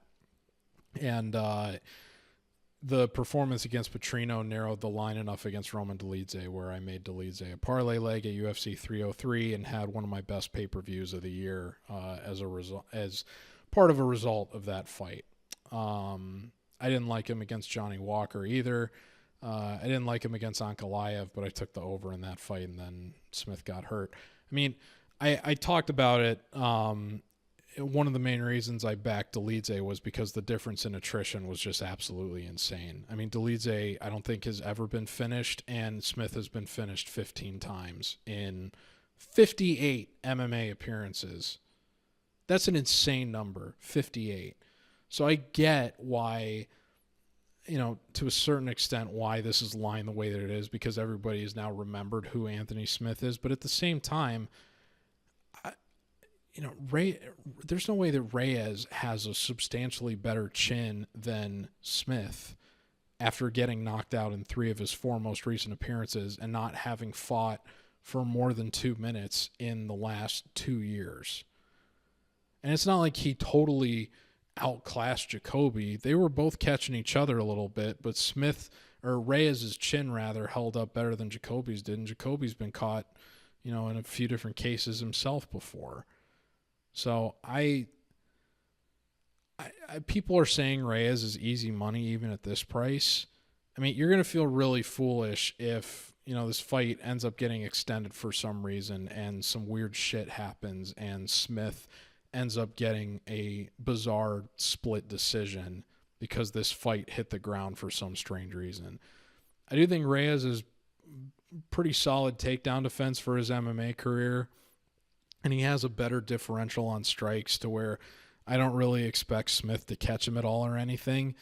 But if that chin really is in any bad sort of spot, it's only going to take Smith one good solid shot to capitalize on that, to where he's able to turn the fight back in his favor, and this fight potentially gets really weird. I said when I put out the stay away read that this fight is happening 5 years too late.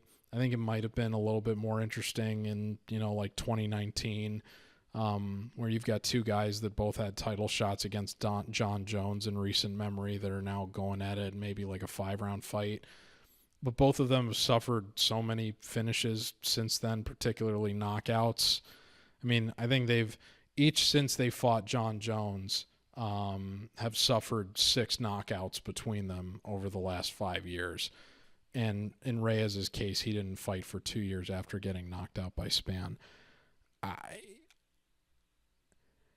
If you're going to bet this fight, I mean, the numbers, like, by the slimmest possible margin, are telling me, yeah, take a shot on Anthony Smith as an underdog. But it'll be a cold day in hell when I bet Anthony Smith to win any fight.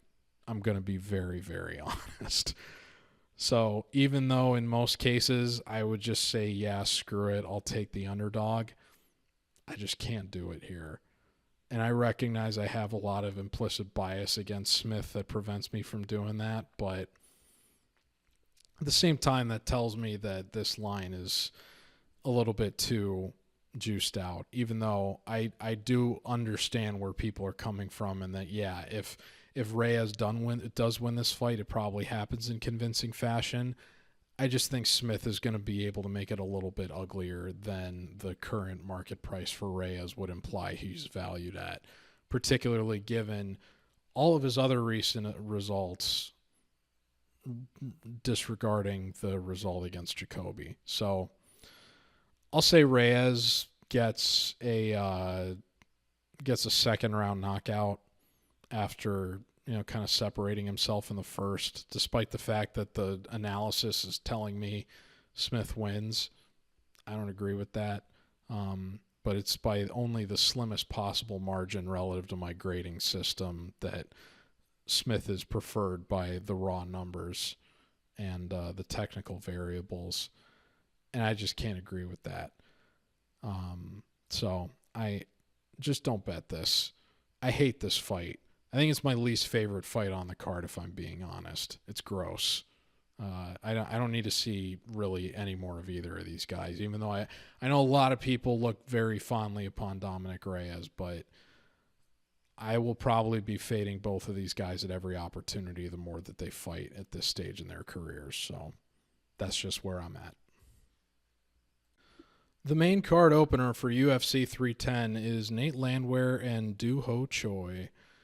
Landwehr enters 18-5 after getting pieced up pretty bad by Jamal Emmers through the first 3-4 minutes of the first round of his last appearance at Fight Night Blanchfield Fioro, UFC Atlantic City. And then Landwehr landed, I think, an uppercut or one combo or sequence of strikes that just totally turned the fight around in his favor, and he ended up getting a first round stoppage. But he was wearing a lot of damage early on in that fight. I had Emmers as a parlay leg. Landwehr is not a fighter that I've ever really looked super favorably on, and a lot of that is baked into the fact that he lost to Herbert Burns in his UFC debut, which I think, all the people that love Nate the Train are very, very forgiving of what is probably one of the most glaringly bad losses any fighter has that's currently on the roster. The Darren Elkins fight was closer than a lot of people remember. He got knocked out by Julian Erosa in what might have been a bit of an early stoppage in his fight after that, but put together some pretty good wins. The Ludovic Klein win has obviously aged really well. When it happened, Klein wasn't necessarily a household commodity the way that he is now, but it's kind of on the way up. Although Klein's last performance relative to what his price wasn't great. But he gave a good account of himself in his prior fight against Thiago Moises. The Onama fight has obviously become infamous among the betting community relative to James Krause. I had Onama that night. I believe he was like a 300 favorite. And even though Onama was able to win the first round, Landwehr was able to take the last 10 minutes in the majority decision. Austin Lingo, that was really bad read by me. I took Lingo as an underdog, and Lingo just had nothing for Landwehr. I felt pretty good about Ige giving Landwehr a vet lesson, and he did in the first 2 rounds of that fight, but I believe Landwehr was able to win the last round at UFC 289. And I remember some people saying coming out of that fight, they were like, Landwehr is one of these guys that if there was like no clock, if everybody had to fight to a finish regardless of how much time there was, like in the old UFC 1 days when they'd fight to like 35 minutes if they had to, like Landwehr would win every single fight if there was no. That's like, okay, dude. Like this guy that got knocked out by Herbert Burns in less than 3 minutes is capable of fighting for 35 minutes. All right, sure. I'm surprised we haven't really seen Landwehr in a main event yet, given how many people have gravitated towards him, presumably. But he is finally on the made card opener for a pay-per-view. And he's only made one other appearance on a pay-per-view previously. I think he was on the main card for UFC 289. Yeah, he was. But now he's the main card opener. He's the curtain jerker. In great matchup with Duho Choi, who's 15-4-1. I did fade him against Bill Algeo at Fight Night Lemos Janjaroba earlier this year in July. And Aljo had a massive letdown performance, but also I think had like his orbitals shattered or something. Big bounce back for Choi off a big layoff. I did make Choi a parlay leg when he fought Kyle Nelson in a fight that he should have won that was inexplicably scored a draw due to a lousy point deduction and similarly lousy judging. Duho Choi was robbed of a victory. That result kind of inflated Kyle Nelson's stock a bit. It really should have been the win for Duho Choi that he ended up getting against Aljo in terms of kind of being his comeback win in the UFC after losing 3 straight to Cub Swanson, Jeremy Stevens, and Charles Jourdain from the span of late 2016 to late 2019. So people were wondering, is Choi back? Choi gave a very great account of himself in his last performance against Algeo. And these two guys that are big action fighter heavy hitters that will certainly take one to give one are now getting a really interesting main card opening matchup here. I have a lot of... I don't want to say I have a lot of bias against Landwehr, but I've picked against him a lot of times. I was hoping in this matchup that I was finally going to be able to be on his side at a good price, given how many times he spurned me. It's like finally this guy is going to be able to deliver me some value further, given how many times I've faded him and been wrong about it. But unfortunately, I shouldn't say unfortunately, because that makes me sound like I'm not confident in Choi, but I am in another position here where I am feeling the fade on Landwehr, but I am at least doing it with the benefit of taking an underdog at someone who I think is at a fairly decent price relative to his potential ability. I think Choi, it's interesting because, again, the rep with Landwehr is like, oh, he could fight forever, and if fights went 35 minutes, he'd win all the time. But the guy has more attrition and a worse chin, certainly, than Choi does, which I don't really think the market is recognizing. Choi's got 2 knockout losses on his record, but both of them happened in the second half of fights, so later into the second round, against Jeremy Stevens and a guy in Charles Jourdain who I mean, I think that was probably a surprising performance when it happened because we hadn't really seen Jourdain have one-punch power like that before or since. But he was also coming into that fight against Jourdain on a significant amount of ring rust, in the same way that he was when he fought Kyle Nelson in Algeo.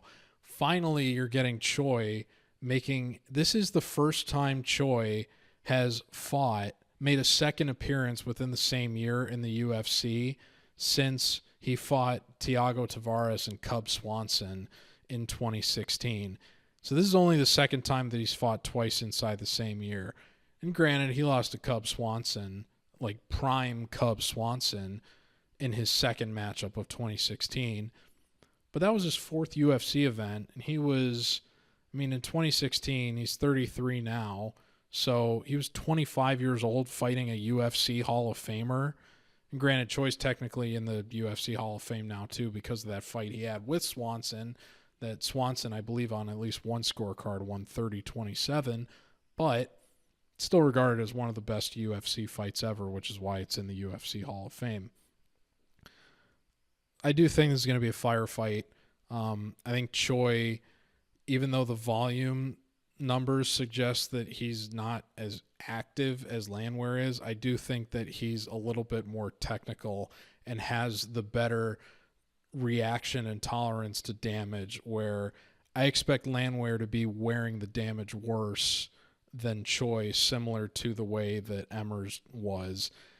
And Choi has certainly, I think, a better chin than Emmers does, to where even when Landwehr starts giving it back, I do think that Choi is ideally going to be able to hold up better in terms of the wild exchanges that they're going to have in the early stages of the fight. This is another fight that I think it just comes down to who wins the second round, because I expect Choi to win the first. I expect Landwehr to turn it up late in the fight, given he's got more experience going the distance and a little bit more success in final rounds. So I would expect him to get the third round. It just comes down to who's going to get the second. And I think if Choi's chin holds up, which, he's gone away in the second round, and he is favored to lose here. So I think if he does end up losing here, he probably gets knocked out in the second round by Landwehr.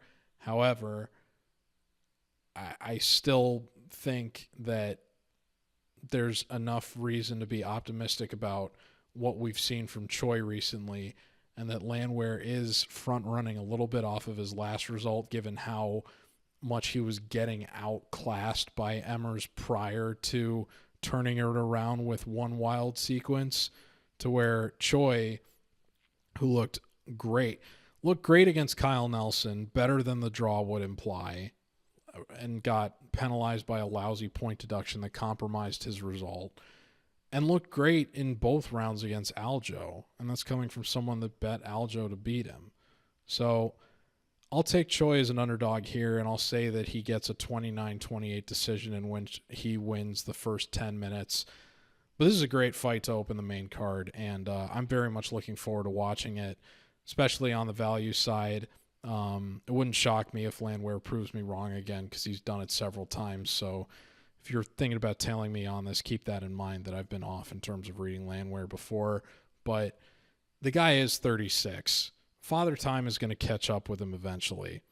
I don't know if it's going to be in this fight, but I do think that this is an interesting enough matchup here that if Choi's damage tolerance does hold up, it's possible that Landwehr, in a similar way to where he lost the first 10 minutes to Ige before turning it on late, I think it's possible we see something similar here with Doo Ho Choi. So give me Choi to win 29-28 decision in a fight of the night contender to open the main card. The next fight is Bryce Mitchell and Kron Gracie. Mitchell enters 16-3, hasn't fought in a year since he was a 2-1 favorite over Josh Emmett, and inexplicably opted to not try putting that fight on the ground and got convulsed, or put into convulsions rather, by a late contender for knockout of the year last year at the hands of Josh Emmett. Kron Gracie has not fought since UFC 288, which is hilarious because one of the main criticisms of the sequencing of this card has been the Evloev Aljamain Sterling fight being on the prelims, and Kron Gracie last appeared at a pay-per-view in which Aljamain Sterling was headlining in the title fight as the defending champion against Henry Cejudo. Now Sterling is on the prelims, and Kron Gracie in his next appearance is still on the pay-per-view card despite getting 30-27 by Charles Jourdain and having no other appearances within the last 5 years. And his last appearance prior to that was losing a lopsided decision to Cub Swanson, late career Cub Swanson. I get why Mitchell is as big of a favorite here. And, I don't know what his opening price was. I can go take a quick peek at that. Because he's out to almost minus 1,000, which I even understand that. But if you got Bryce opened at 550. I mean, I'd probably bet him in like the 400 range. If you got him if you got him early at a little bit better price than 550, I think you made a good bet. I wouldn't bet it now just because it's, an irresponsible price, but Kron Gracie should not be in the UFC. And I think he made a comment this week in media about just kind of wanting to get in there and then get on with his life, which is never a good sign. And that's why I don't have a read on this at all in terms of a potential finish or or hedging on rounds at the over-under, because Gracie's never been finished, and he presumably is going to have the jiu-jitsu ability to defend himself and close guard and, just kind of make the fight a frustrating grappling affair. But when he makes a comment like that, you wonder if, what if he just kind of gives up against Bryce and then is just kind of out of there. At the same time, Bryce, I think, is kind of a savant on the ground, but, the guy is proven to be, I mean, the game plan against Josh Emmett was just inexplicably dumb. He had kind of a similar puzzling approach when he fought Topuria, but he wasn't really able to get the fight on the ground on his terms in that one. There's some people that say he had a surprising amount of striking success against Topuria. But again, he ultimately ended up getting submitted in that fight. And it didn't really end up being very close. You just wonder if he has some kind of mental lapse, which he's been prone to having. And, the guy is certainly a character that lends himself to being kind of a lovable, misguided buffoon. I think probably the funniest moment I've seen in any UFC inside the octagon since I started doing this was, I believe it was before the Ige fight in the Apex, when he walked to the center of the cage holding the Bible while the ring announcer was reading his name, and he just screamed, "Freedom!" holding up the Bible. It was like, oh my God, how this guy is about to beat Dan Ige, and he's just this total. I don't want to outright call him stupid because that's mean, but he obviously believes a lot of goofy stuff, and it's just kind of shocking that he's as much of a wizard on the ground as he is relative to a lot of the stuff that he talks about. Anyway, it's ridiculous that this fight is on the main card over Evloev Sterling. There's obviously a heavy amount of bias the UFC has towards Sterling, but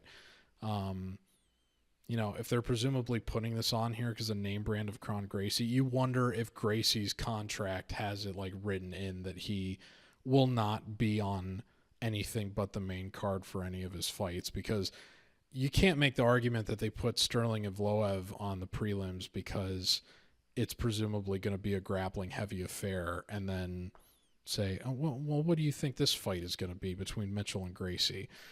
I'll say Mitchell wins a 30-24 decision. I don't know about 30-24. 30-26 at the very least. 30-25 is far from out of the question. 30-24, I don't think we've really seen one since Ian Garry fought Neil Magny, but I think it's going to be that kind of fight. Gracie, he doesn't want to be doing this, but he has enough ability to defend himself relative to the way that we know Mitchell likes to fight. And you add on to the fact that Mitchell, I think, he doesn't have any knockout wins in his MMA career. So I can understand why you would be optimistic about taking the over here, and I think it is juiced pretty considerably. The over 2.5 rounds is minus 245. But again, given those comments that Gracie made, I mean, if he just wants to get in and get out, I mean, if Mitchell ends up putting him in a compromising position, he might just say, yeah, this isn't worth it, and give a quick tap and bounce. Yeah, I think Mitchell's going to win a very lopsided decision. There's no reason to bet this at this point. This fight should not be on the main card, but it probably is due to contractual obligations. So, gross. One of the stay-aways I've ever seen in my life. The next fight is Ciryl Gane and Alexander Volkov. Gane enters 12-2, has not fought in over a year since he headlined UFC Paris last year against Sergey Spivak, and really just outclassed Spivak. He was like a 4-1 favorite, but he certainly performed a price. Spivak eventually just kind of wilted after some, I think, body work in the second round and just did not really have any more interest in being there. Gane just kind of outpointed him the way that he has against pretty much every fighter that hasn't had a pronounced wrestling advantage over him. Volkov, conversely, has been on a very nice run of late. Since losing by submission to Tom Aspinall 2 years ago, he's knocked out Jairzinho Rozenstruik in 2.5 minutes, knocked out Alexander Romanov as an underdog in what was one of my favorite underdog bets ever, one that got me limited for playing props at Bet Online, by the way. And Tai Tuivasa was able to get one of the only Ezekiel chokes, I believe, in UFC history on Tuivasa during Tuivasa's career downward slope of late. And then against Sergey Pavlovich, I went against my better judgment. I had Volkov graded to win. I had too much respect for Pavlovich's power and ability to just put away fights in the first half and didn't have a lot of great chalk betting spots on that Saudi Arabia fight night card where I said, okay, I'm gonna take the bird in the hand rather than go for the two in the bush, so to speak. And I'm going to take the under. It's a heavyweight under. Pavlovich heavyweight unders have been free money. A lot of people were meme betting. I don't want to say meme betting because they were right. But as a rule, I don't ever take heavyweight overs. There's both guys in almost every case are one-punch hitters, even at the lowest, sloppiest levels. And there can be so much volatility that I never, ever would advocate for betting a heavyweight over, whether at chalk or at plus odds. It's a big reason why I'm taking the under in the first fight between Nzechukwu and Brzeski. But I was kind of, I remember watching at the bar with like my head in my hands after what was an otherwise pretty good day for me at UFC Saudi Arabia as Pavlovich struggled to really get anything done despite having something like a 6-inch reach advantage, I believe, over it was like a 4-inch reach advantage.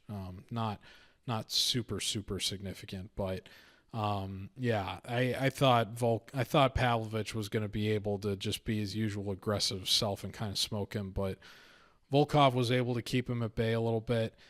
And again, even though Volkov got the win, I still feel like it was more of a letdown performance from Pavlovich where he didn't really know what to do after the fight got out of the first round and he wasn't able to put away Volkov early, as opposed to Volkov having this super clinical performance. I mean, if he had this super magnificent performance, he presumably would have been able to knock out a guy that had been knocked out in the first round multiple times previously in the UFC. But that didn't happen.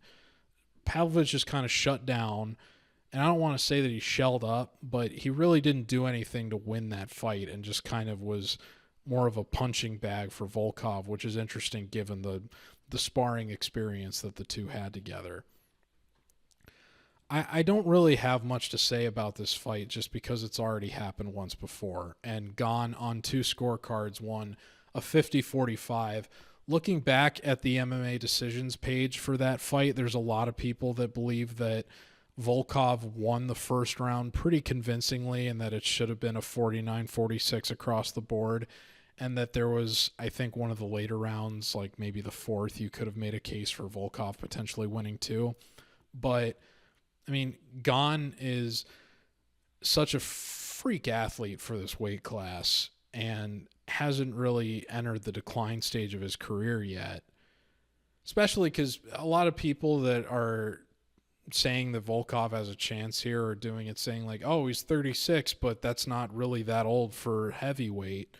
Well, then what does it say about Gane that he's 34 and also a heavyweight? And that these guys fought 3 years ago, and that Gane was able to just kind of cruise on athleticism and outpointing Volkov. Gane has 2 losses in his MMA career to 2 of the best fighters at heavyweight ever. I don't care. I mean, people have a lot of opinions about Francis Ngannou. That guy at the peak of his powers is smoking almost everybody.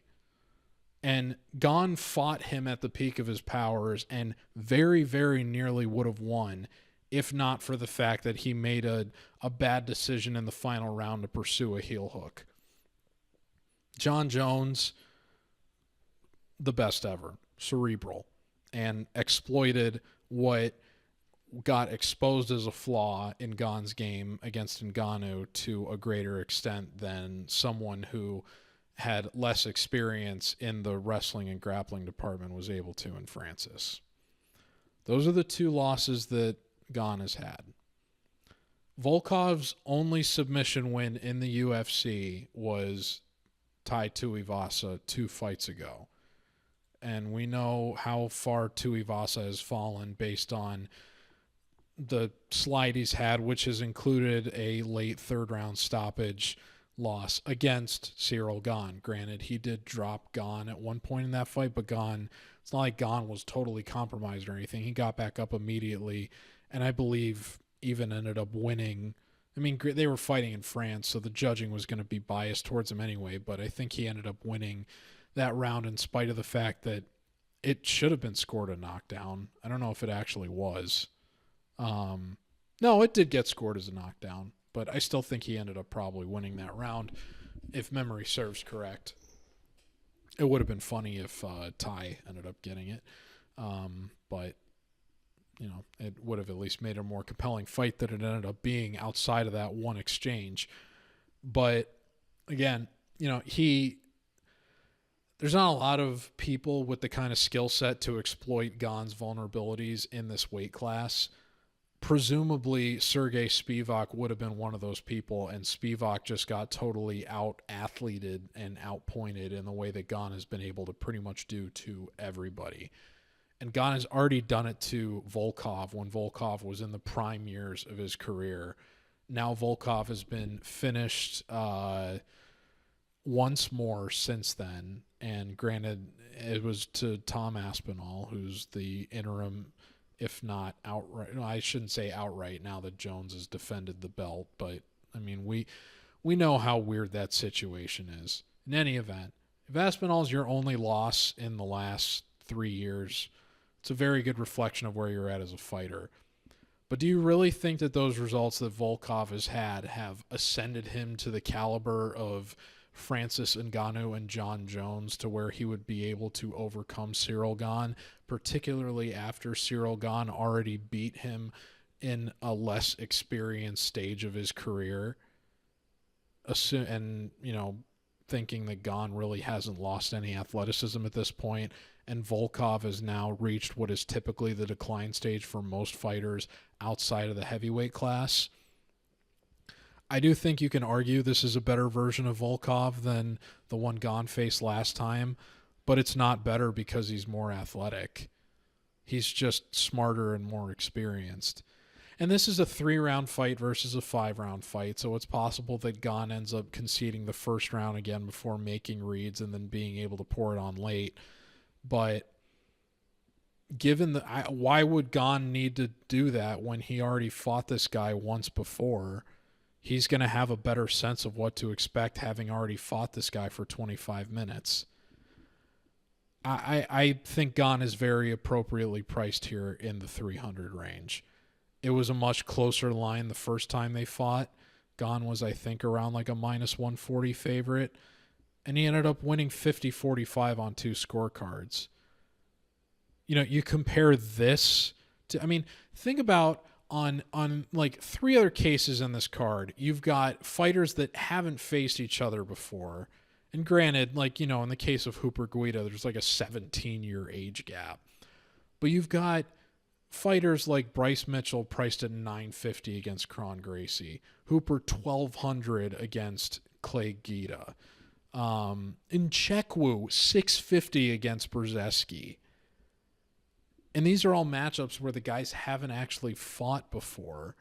And yet you've watched Ciryl Gane deliver a 50-45 on 2 scorecards to Volkov. And now we are only 3 years removed from that fight where Gane's only losses have been to 2 of the best heavyweights ever. And Gane only is a 3-1 favorite as opposed to where the line was when it closed the first time they fought. This line could be way more. I'm surprised that it isn't.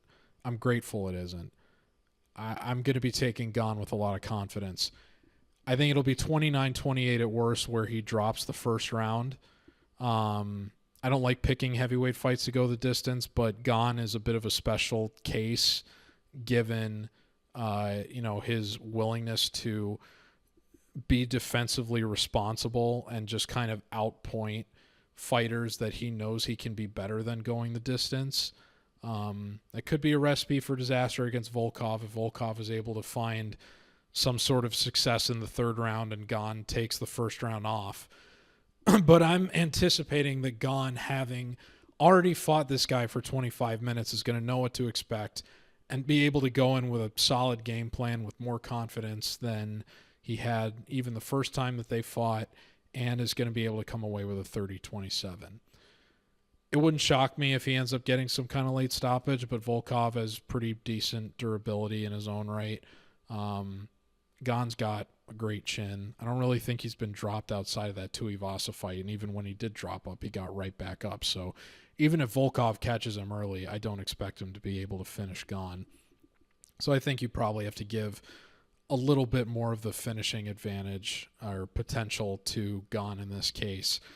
And even though Volkov's got much more experience going the distance, the difference in athleticism here is pronounced. Despite, Volkov being the size that he is. I think Gane is going to remind people why he was undefeated going into the fight with Ngannou, why he was favored to beat Ngannou at the peak of Ngannou's powers. And I look forward to seeing this guy fight Tom Aspinall soon. Ideally, that fight happens in either the UK or France. But I want to see, while these guys are still both in the reasonably athletic prime of their heavyweight careers, I want to see these 2 freak athletes for that weight class go at it for a UFC title. Where John Jones hopefully isn't sitting cage side or has already sort of checked out, or at least given the belt to Aspinall, and Jones is now either retired or taking the gimmick fights that he wants against people like Derek Lewis. So give me Gane here to win 30-27, 29-28 at worst. I feel pretty good that he gets it done a second time in this rematch, though. The co-main event at UFC 310 is Shavkat Rakhmonov and Ian Machado Garry. Can you believe we lost Buck versus Cuck? Well, if it had to happen, at least we got a fight like this. Rakhmonov enters 18-0, hasn't fought in over a year since giving Stephen Wonderboy Thompson the first submission loss of his MMA career. Prior to that, gave Jeff Neal only the second submission loss of Neal's MMA career, the first since his third MMA fight ever, very, very long time ago, well before he entered the UFC. Prior to that, submitted Neil Magny just inside of 2 rounds. And right before I started doing my analysis, about 2 weeks before, back in 2022, got a spectacular knockout of Carlston Harris, which has since proven to be the only knockout that Rakhmonov has had or needed during his pretty glamorous UFC run.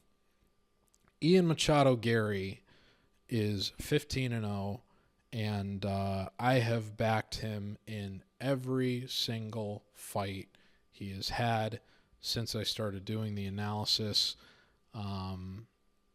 I talked about the bar that I used to go to when I lived in Miami to watch the pay-per-views at when I was talking about UFC 308 relative to Khamzat Chimaev.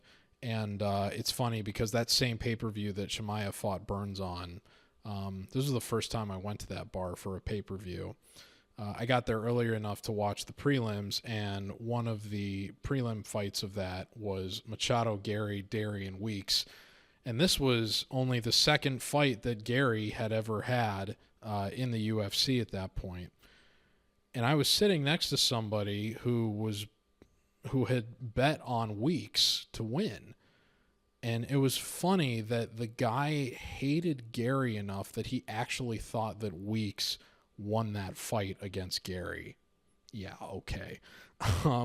But it's so interesting to me how many people have not respected this guy Garry, going back to his earliest days in the UFC, and some of the more hardcore fans probably even more so going back to that. But Garry was good enough back then that I did make him part of a parlay leg that I did that night.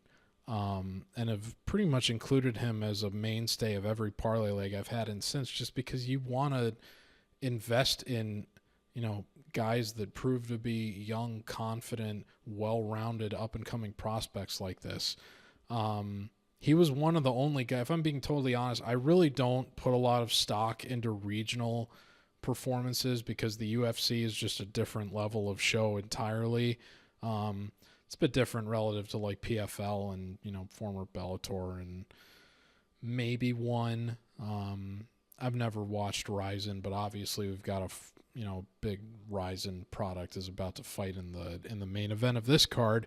But I was curious enough about Garry, undefeated coming into the UFC, that I watched his Cage Warriors fight with Jack Grant and came away very, very impressed with his grappling ability.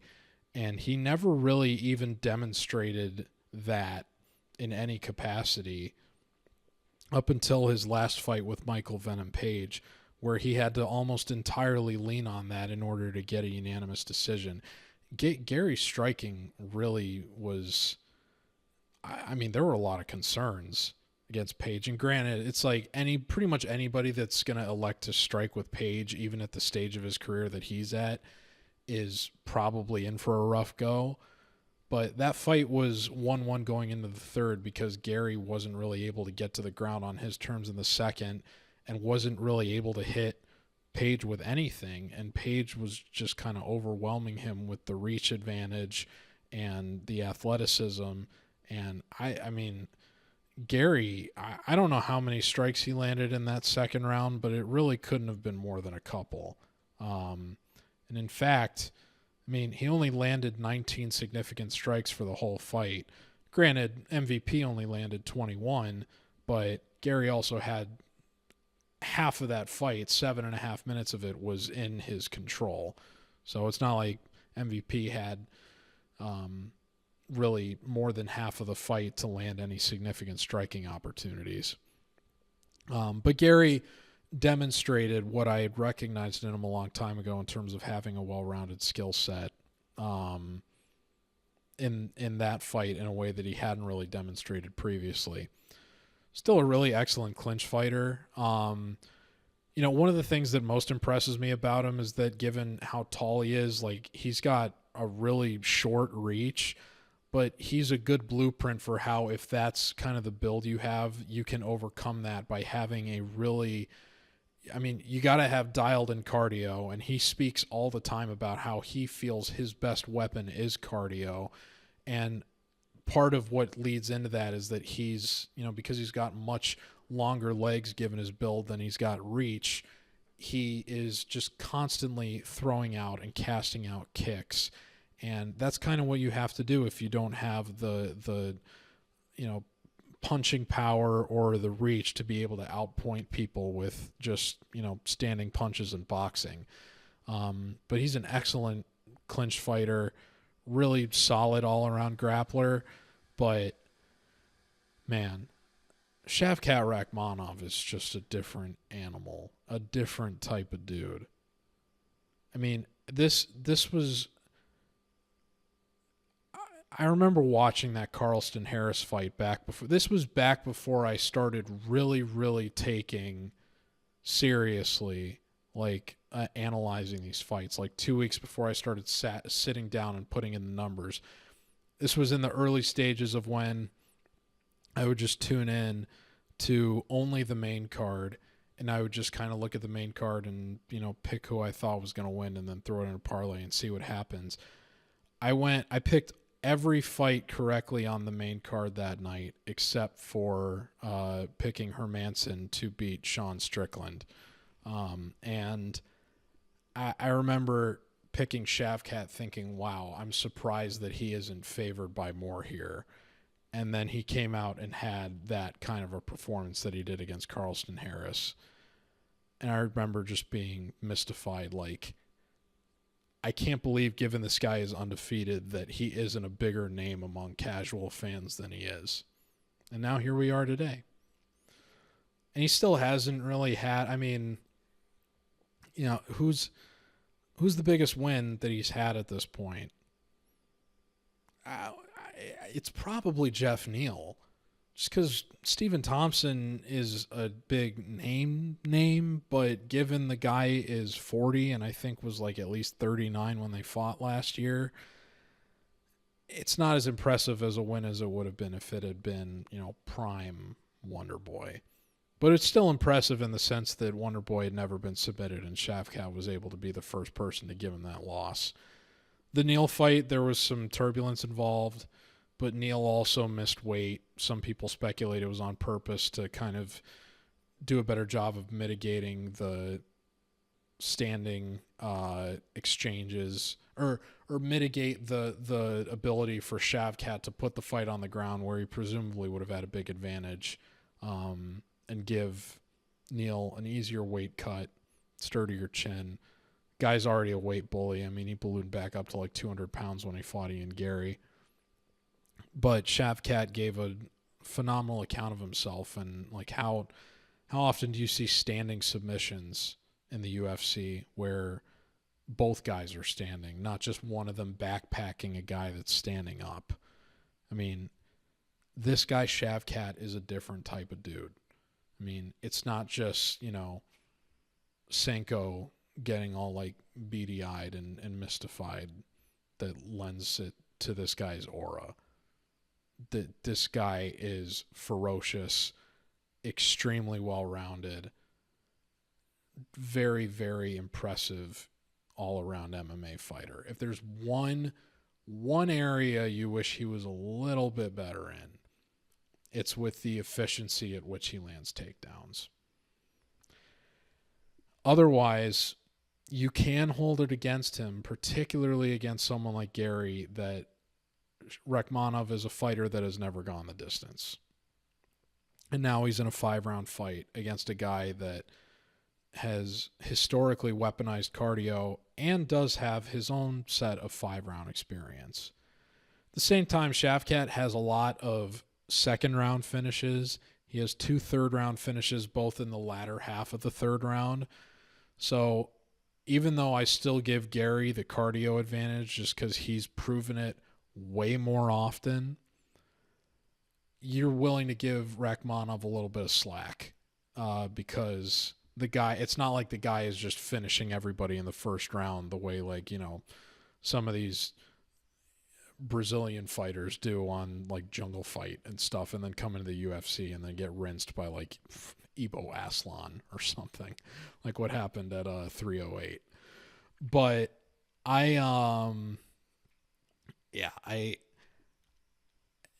Gary's finishing upside hasn't been great in the UFC. I mean, he's only got the 3 guys that he's finished. I mean, Rodriguez, people have commented profusely about how washed they think that guy is. I think it's overstated. I was at least willing to bet him against Alex Morono, and I don't think that fight should have been a split, but, you know, he did get submitted by Neil Magny, so, you know, come on.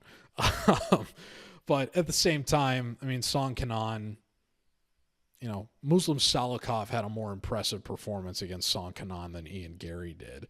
And Jordan Williams, I mean, that guy was trash. So that was a good debut spot for Ian Garry, particularly at Madison Square Garden at UFC 268. So you certainly have to like the quality of finishes that Shavkat has had, and I think he definitely deserves to have the perception of finishing upside here in this fight, especially given, even though I know there's regional footage of Shavkat being hurt, there were some moments of concern against Jeff Neal, some heavy exchanges, but I mean, Garry had some testy exchanges with Jeff Neal too, even though I don't agree with that fight being a split decision either. You know, he did get knocked down by Song Kenan too. So there has to be a little bit of concern, I think, more about Gary's chin relative to what we've seen in the UFC than Rakhmonov. Rakhmonov's also going to have the reach advantage here. So there's 2 things, and again, I'm no technical aficionado, but relative to a lot of the patterns that I've seen just watching this wealth of fights over the last 2 years, there's 2 things that I speculatively think are going to be a little bit problematic for Garry relative to a lot of the success that he has. The first is, given Shavkat has the reach advantage, he's going to be able to be more measured with the boxing and the punching exchanges. Gary's going to have to lean on kicks. Leaning on kicks is going to expose him to getting kicks caught that present trips and takedown opportunities for Shavkat that are going to be able to help him overcome the fact that he's a little bit below average in terms of his entries. And if he's able to get the fight on the ground on his terms, a lot of people think it's going to be a wrap. I don't necessarily agree with that because I think Gary's pretty good down there in his own right. But he is enough of a, you know, ferocious force on the ground that I think he's going to be able to win rounds down there, if not do totally compromising damage that takes Garry out of the fight. So that's the first concern for me relative to the whatever offensive upside you perceive Garry to have in this fight. The other thing is, in a lot of these fights have gone the distance for Garry, he does phenomenal clinch work. And he is proven to be way more sophisticated in the clinch than his opponents have been. The Jeff Neal fight is a primary example of that. I think his clinch work is a big way he was able to turn things around with Song Kenan. You know, those earlier fights I talked about with Darian Weeks and Gabe Green, he did a lot of great clinch work too. Magny, people are still kind of mystified that fight went the distance, but Magny is traditionally a guy that lives in the clinch, and he wasn't really able to do much of anything in that fight. I think for whatever time it might have been in the clinch, but he did spend a lot of that fight just getting leg kicked and toppled over and then just kind of butt scooting around and what have you. And then the MVP fight there wasn't that much time spent in the clinch. But the Jeff Neal fight in particular, when, you could have made the case that Garry lost the first round, he was able to turn around a lot of that, not just by skirting the cage, but also, by doing more effective clinch work than what Neal had when they were kind of turning each other around on the fence. Problem is, Shavkat is absolutely ferocious in the clinch in his own right. So Garry is not going to be able to look nearly as ahead of his opponent as he has in other spots in that realm of the cage that he usually does. If this fight is in the clinch, you have to think that Rakhmonov is going to be able to take a better advantage of Garry than the other way around. On the floor, you kind of have to like Rakhmonov a little bit more, but I do think Garry is able to give a bit more resistance in that department than maybe the line allows. Standing exchanges, I expect Garry to have the better volume of kicks, but Rakhmonov to be the more well-rounded overall striker. I don't think it's out of the question that Garry could win a 5-round decision here, but if he does, I can't see him running away with this. I think it's going to be probably a very close, possibly split decision, 48-47 for Garry in that case. But that's really the only way that I see Garry winning this. He's not going to submit Rakhmonov. He's probably not going to knock out Rakhmonov. If he does get a finish, it presumably would be a knockout, but he's going to have to catch him with some meme head kick or something, which I just don't really feel like is likely. Maybe a knee from like a takedown entry or something, but I think Rakhmonov is probably going to be patient enough with his entries in this fight, given how kick-heavy Garry is, that he's probably just going to take whatever Garry gives to him. I think Rakhmonov is going to make a big statement here. Like a 49-46 type win. Could be 48-47. Could be Rakhmonov banks the first 3 rounds, maybe the first 2. Gary's able to get one back, and then Rakhmonov, takes the 4th round, recognizing he's got 3 already banked, just opts to do the safe thing and go the distance. But at the same time, the guy has been constantly hunting finishes late into all of his fights to where he's got 100% finish rate through 18 fights. I mean, that is just phenomenal any way that you slice it. A 5-round decision here win for Rakhmonov, I think, would be as much of a statement as getting another finish over a guy that's never been finished in Garry. In some ways, I think it would be more impressive than if I think for him potentially fighting Belal Muhammad, a 5-round decision win is actually more impressive here than getting a finish over Garry. But I'll say that Garry is well-rounded enough and has the wherewithal and, the slightly better or at least more established cardio to get himself to go the distance.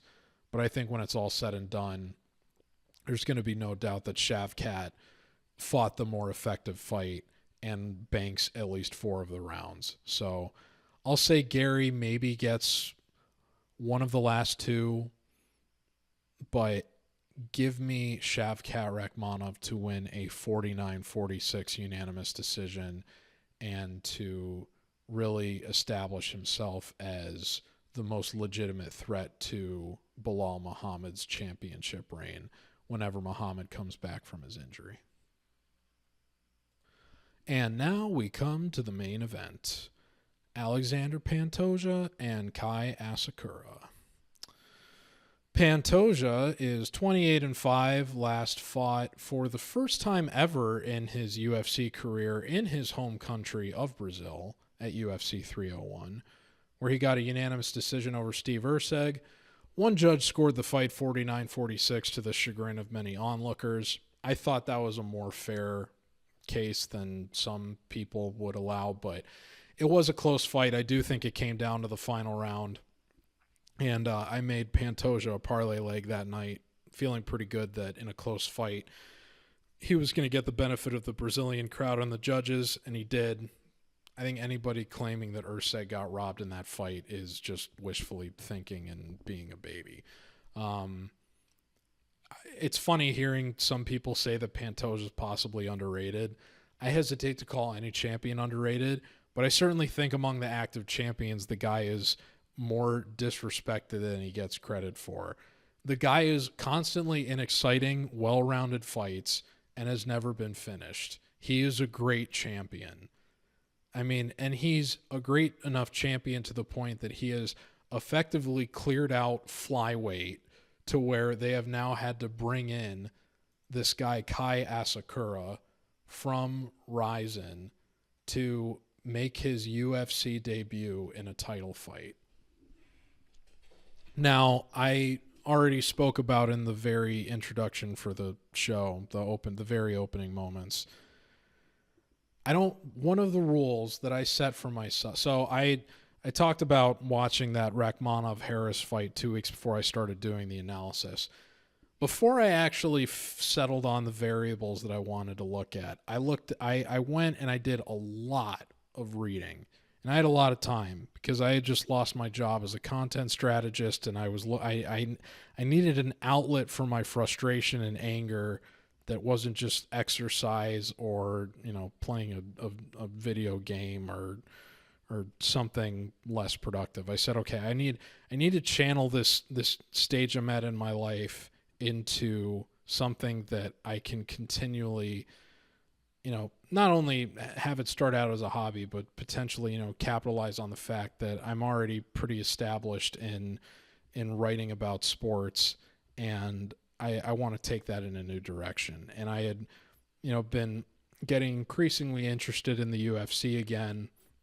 Hadn't started watching every fight, but at least at that point had been tuning in for pretty much every main card after previously only watching like main and co-mains for pay-per-views since the pandemic.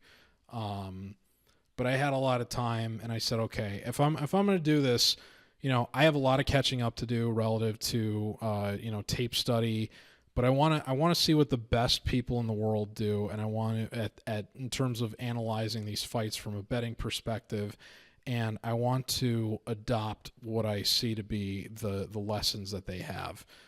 So, I've talked a lot before about doing a lot of reading on the site that Piglord runs. Unfortunately, Piglord he used to have a ton of free content available on his site, and he's since either put it behind a paywall or outright removed it. You wonder why. But maybe he realized the value of the lessons he was imparting and decided not to be giving out that information for free. But some people are more generous than others. I'm just kidding. I have a lot of respect for that guy, and I wouldn't be where I'm at if he had not been at least that generous at that stage of his life with his content. But one of the lessons that I took from him in terms of incorporating that into my own analysis was that there are certain spots that, as a rule, you just stay away from entirely.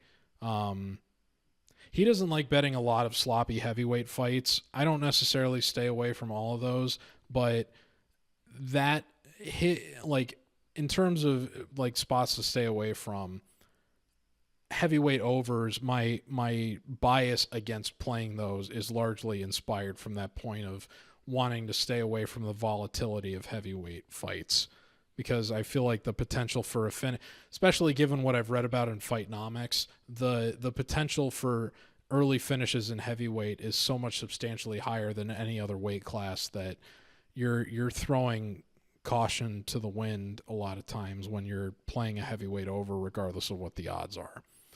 But the other thing I thought that was more interesting in terms of picking and choosing your spots that he spoke about was you really should not ever bet on a fight that has a guy making their UFC debut.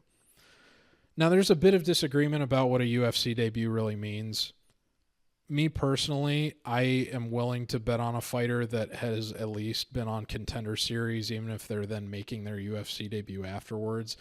I think Contender Series is an interesting enough and highly tense enough situation that, in some ways it's similar to a UFC debut in terms of that being to that point the biggest moment in that fighter's career, and that if they're able to emerge triumphant from that and then go on to the UFC, although we've seen plenty of people lose on Contender Series and then end up fighting on UFC cards as fill-ins anyway, And the fact that the UFC stats site counts those Contender Series appearances in the fighting numbers and the profiles for their fighters going forward, I at least feel good enough about doing analysis on a fighter that at least made a appearance on Contender Series.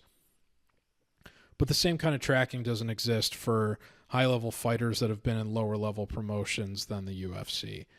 And so because I don't have that baseline of stats, and again, I don't just go off of numbers. I do tape analysis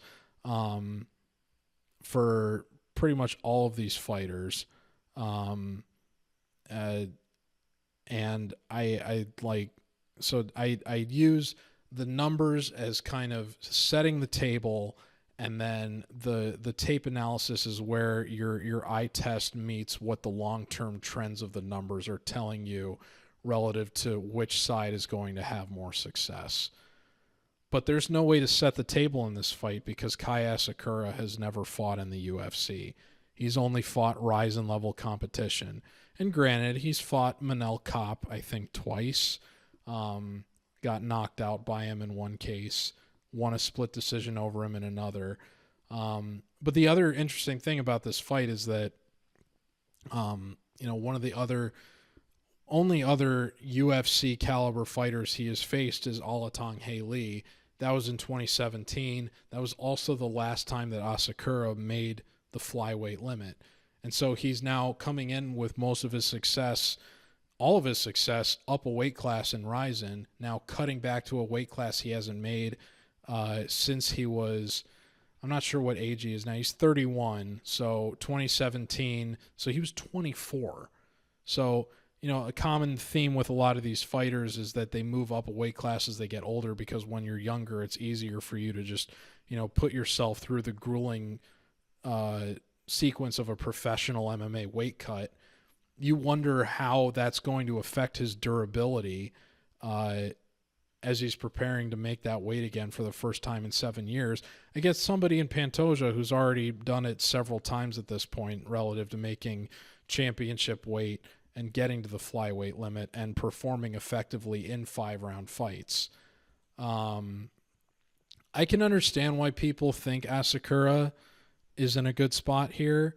Pantoja, has put himself in precarious positions in fights before relative to hard hitters. But I don't know how you can look at this fight and think that, the longer this goes, particularly because Asakura doesn't have any 5-round fight experience, the longer this goes, the better Pantoja is going to look. So it's possible Asakura, assuming that he makes weight, is going to have a really a good showing in the first 5 or maybe even 10 minutes. But he's also coming in on a lot of ring rust, hasn't fought in a year. Granted, Pantoja hasn't fought since May, but had been pretty active as champion last year, defended twice, both against guys that he had already previously beaten, which is part of the reason now that they're entertaining this fight. And if he wins this one, presumably he's going to have to fight Kai Kara France, who's somebody that he's already beaten on The Ultimate Fighter, albeit not in the UFC. So I think Pantoja is in a pretty good spot here, and I think the value on him is fairly decent, but I will never, ever bet a fight in which the other side has not fought in the UFC at least once previously. There's too many examples of fighters that come in that haven't fought in the UFC before and are either favored to win and underperform or are underdogs and overperform. One of the most brilliant examples I can think of from this year was when Chris Padilla fought James Yontop. Yontop was a minus 400 favorite coming off Contender Series.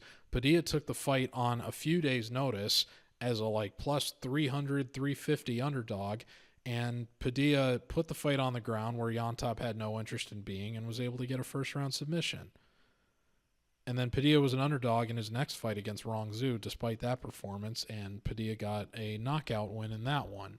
So that was a guy who, in that case, the market had decided this guy's not UFC level. He's just a fill-in. And anybody that snuck Yontop into a parlay, just writing off this guy taking the fight on day's notice that hadn't fought in the UFC before, ended up losing that.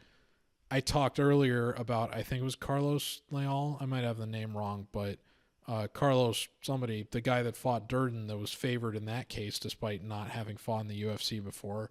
Durden was the underdog despite having the UFC experience. Durden ended up winning the fight. There's a lot of examples.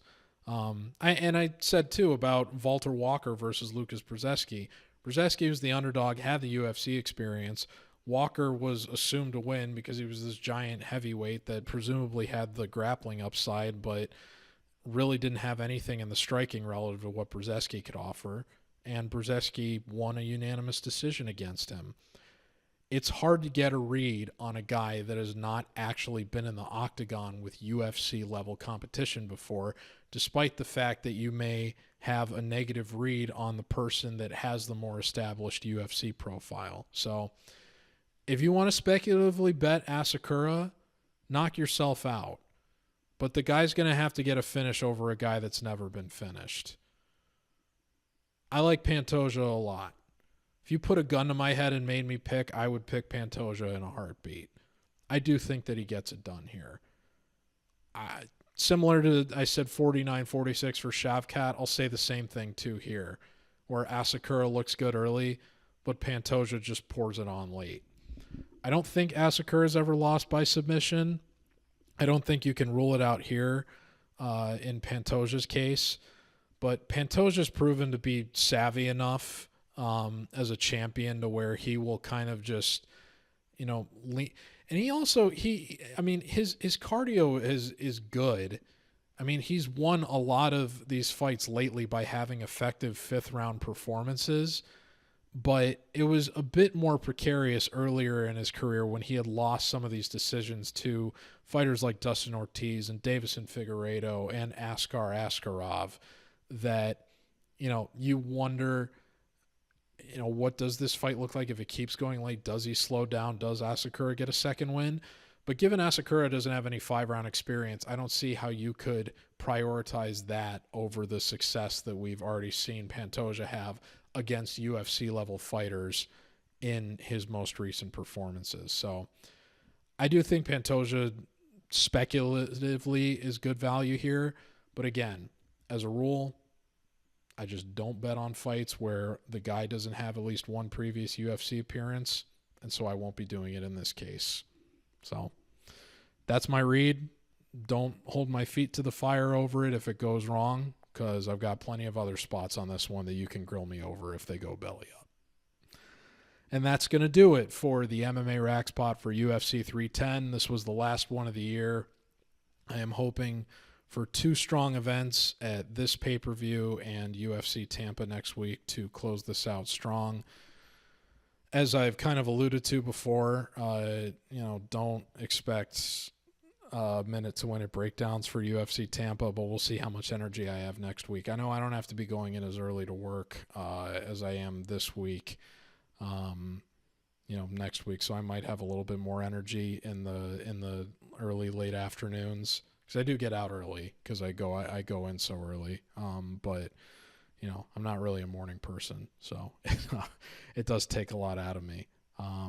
But, yeah, overall, I still really enjoy doing this. And I'm grateful that so many people have taken to my opinion and given me the opportunity to do this. Thank you very much.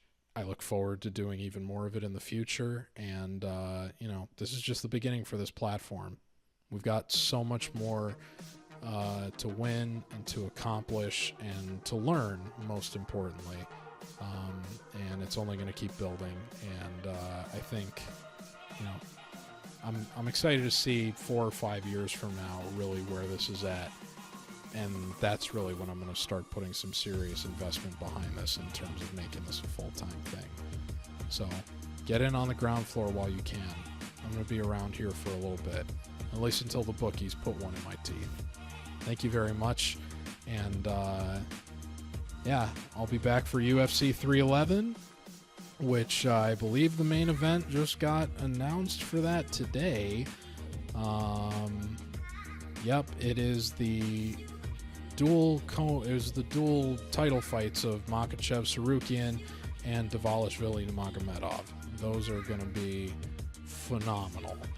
Going to be a great event in Los Angeles, California. Really looking forward to that one. But that's not going to be until January 18th, so I will be back with you all next month for the RAXPOD. We'll see if there's any minute to win it's worked in from then, but don't hold, like I said, don't hold my feet to the fire over that any more than you would for my Pantoja Asakura read. But thank you very, very much for tuning in, and like, share, and subscribe if you haven't already on Twitter and YouTube.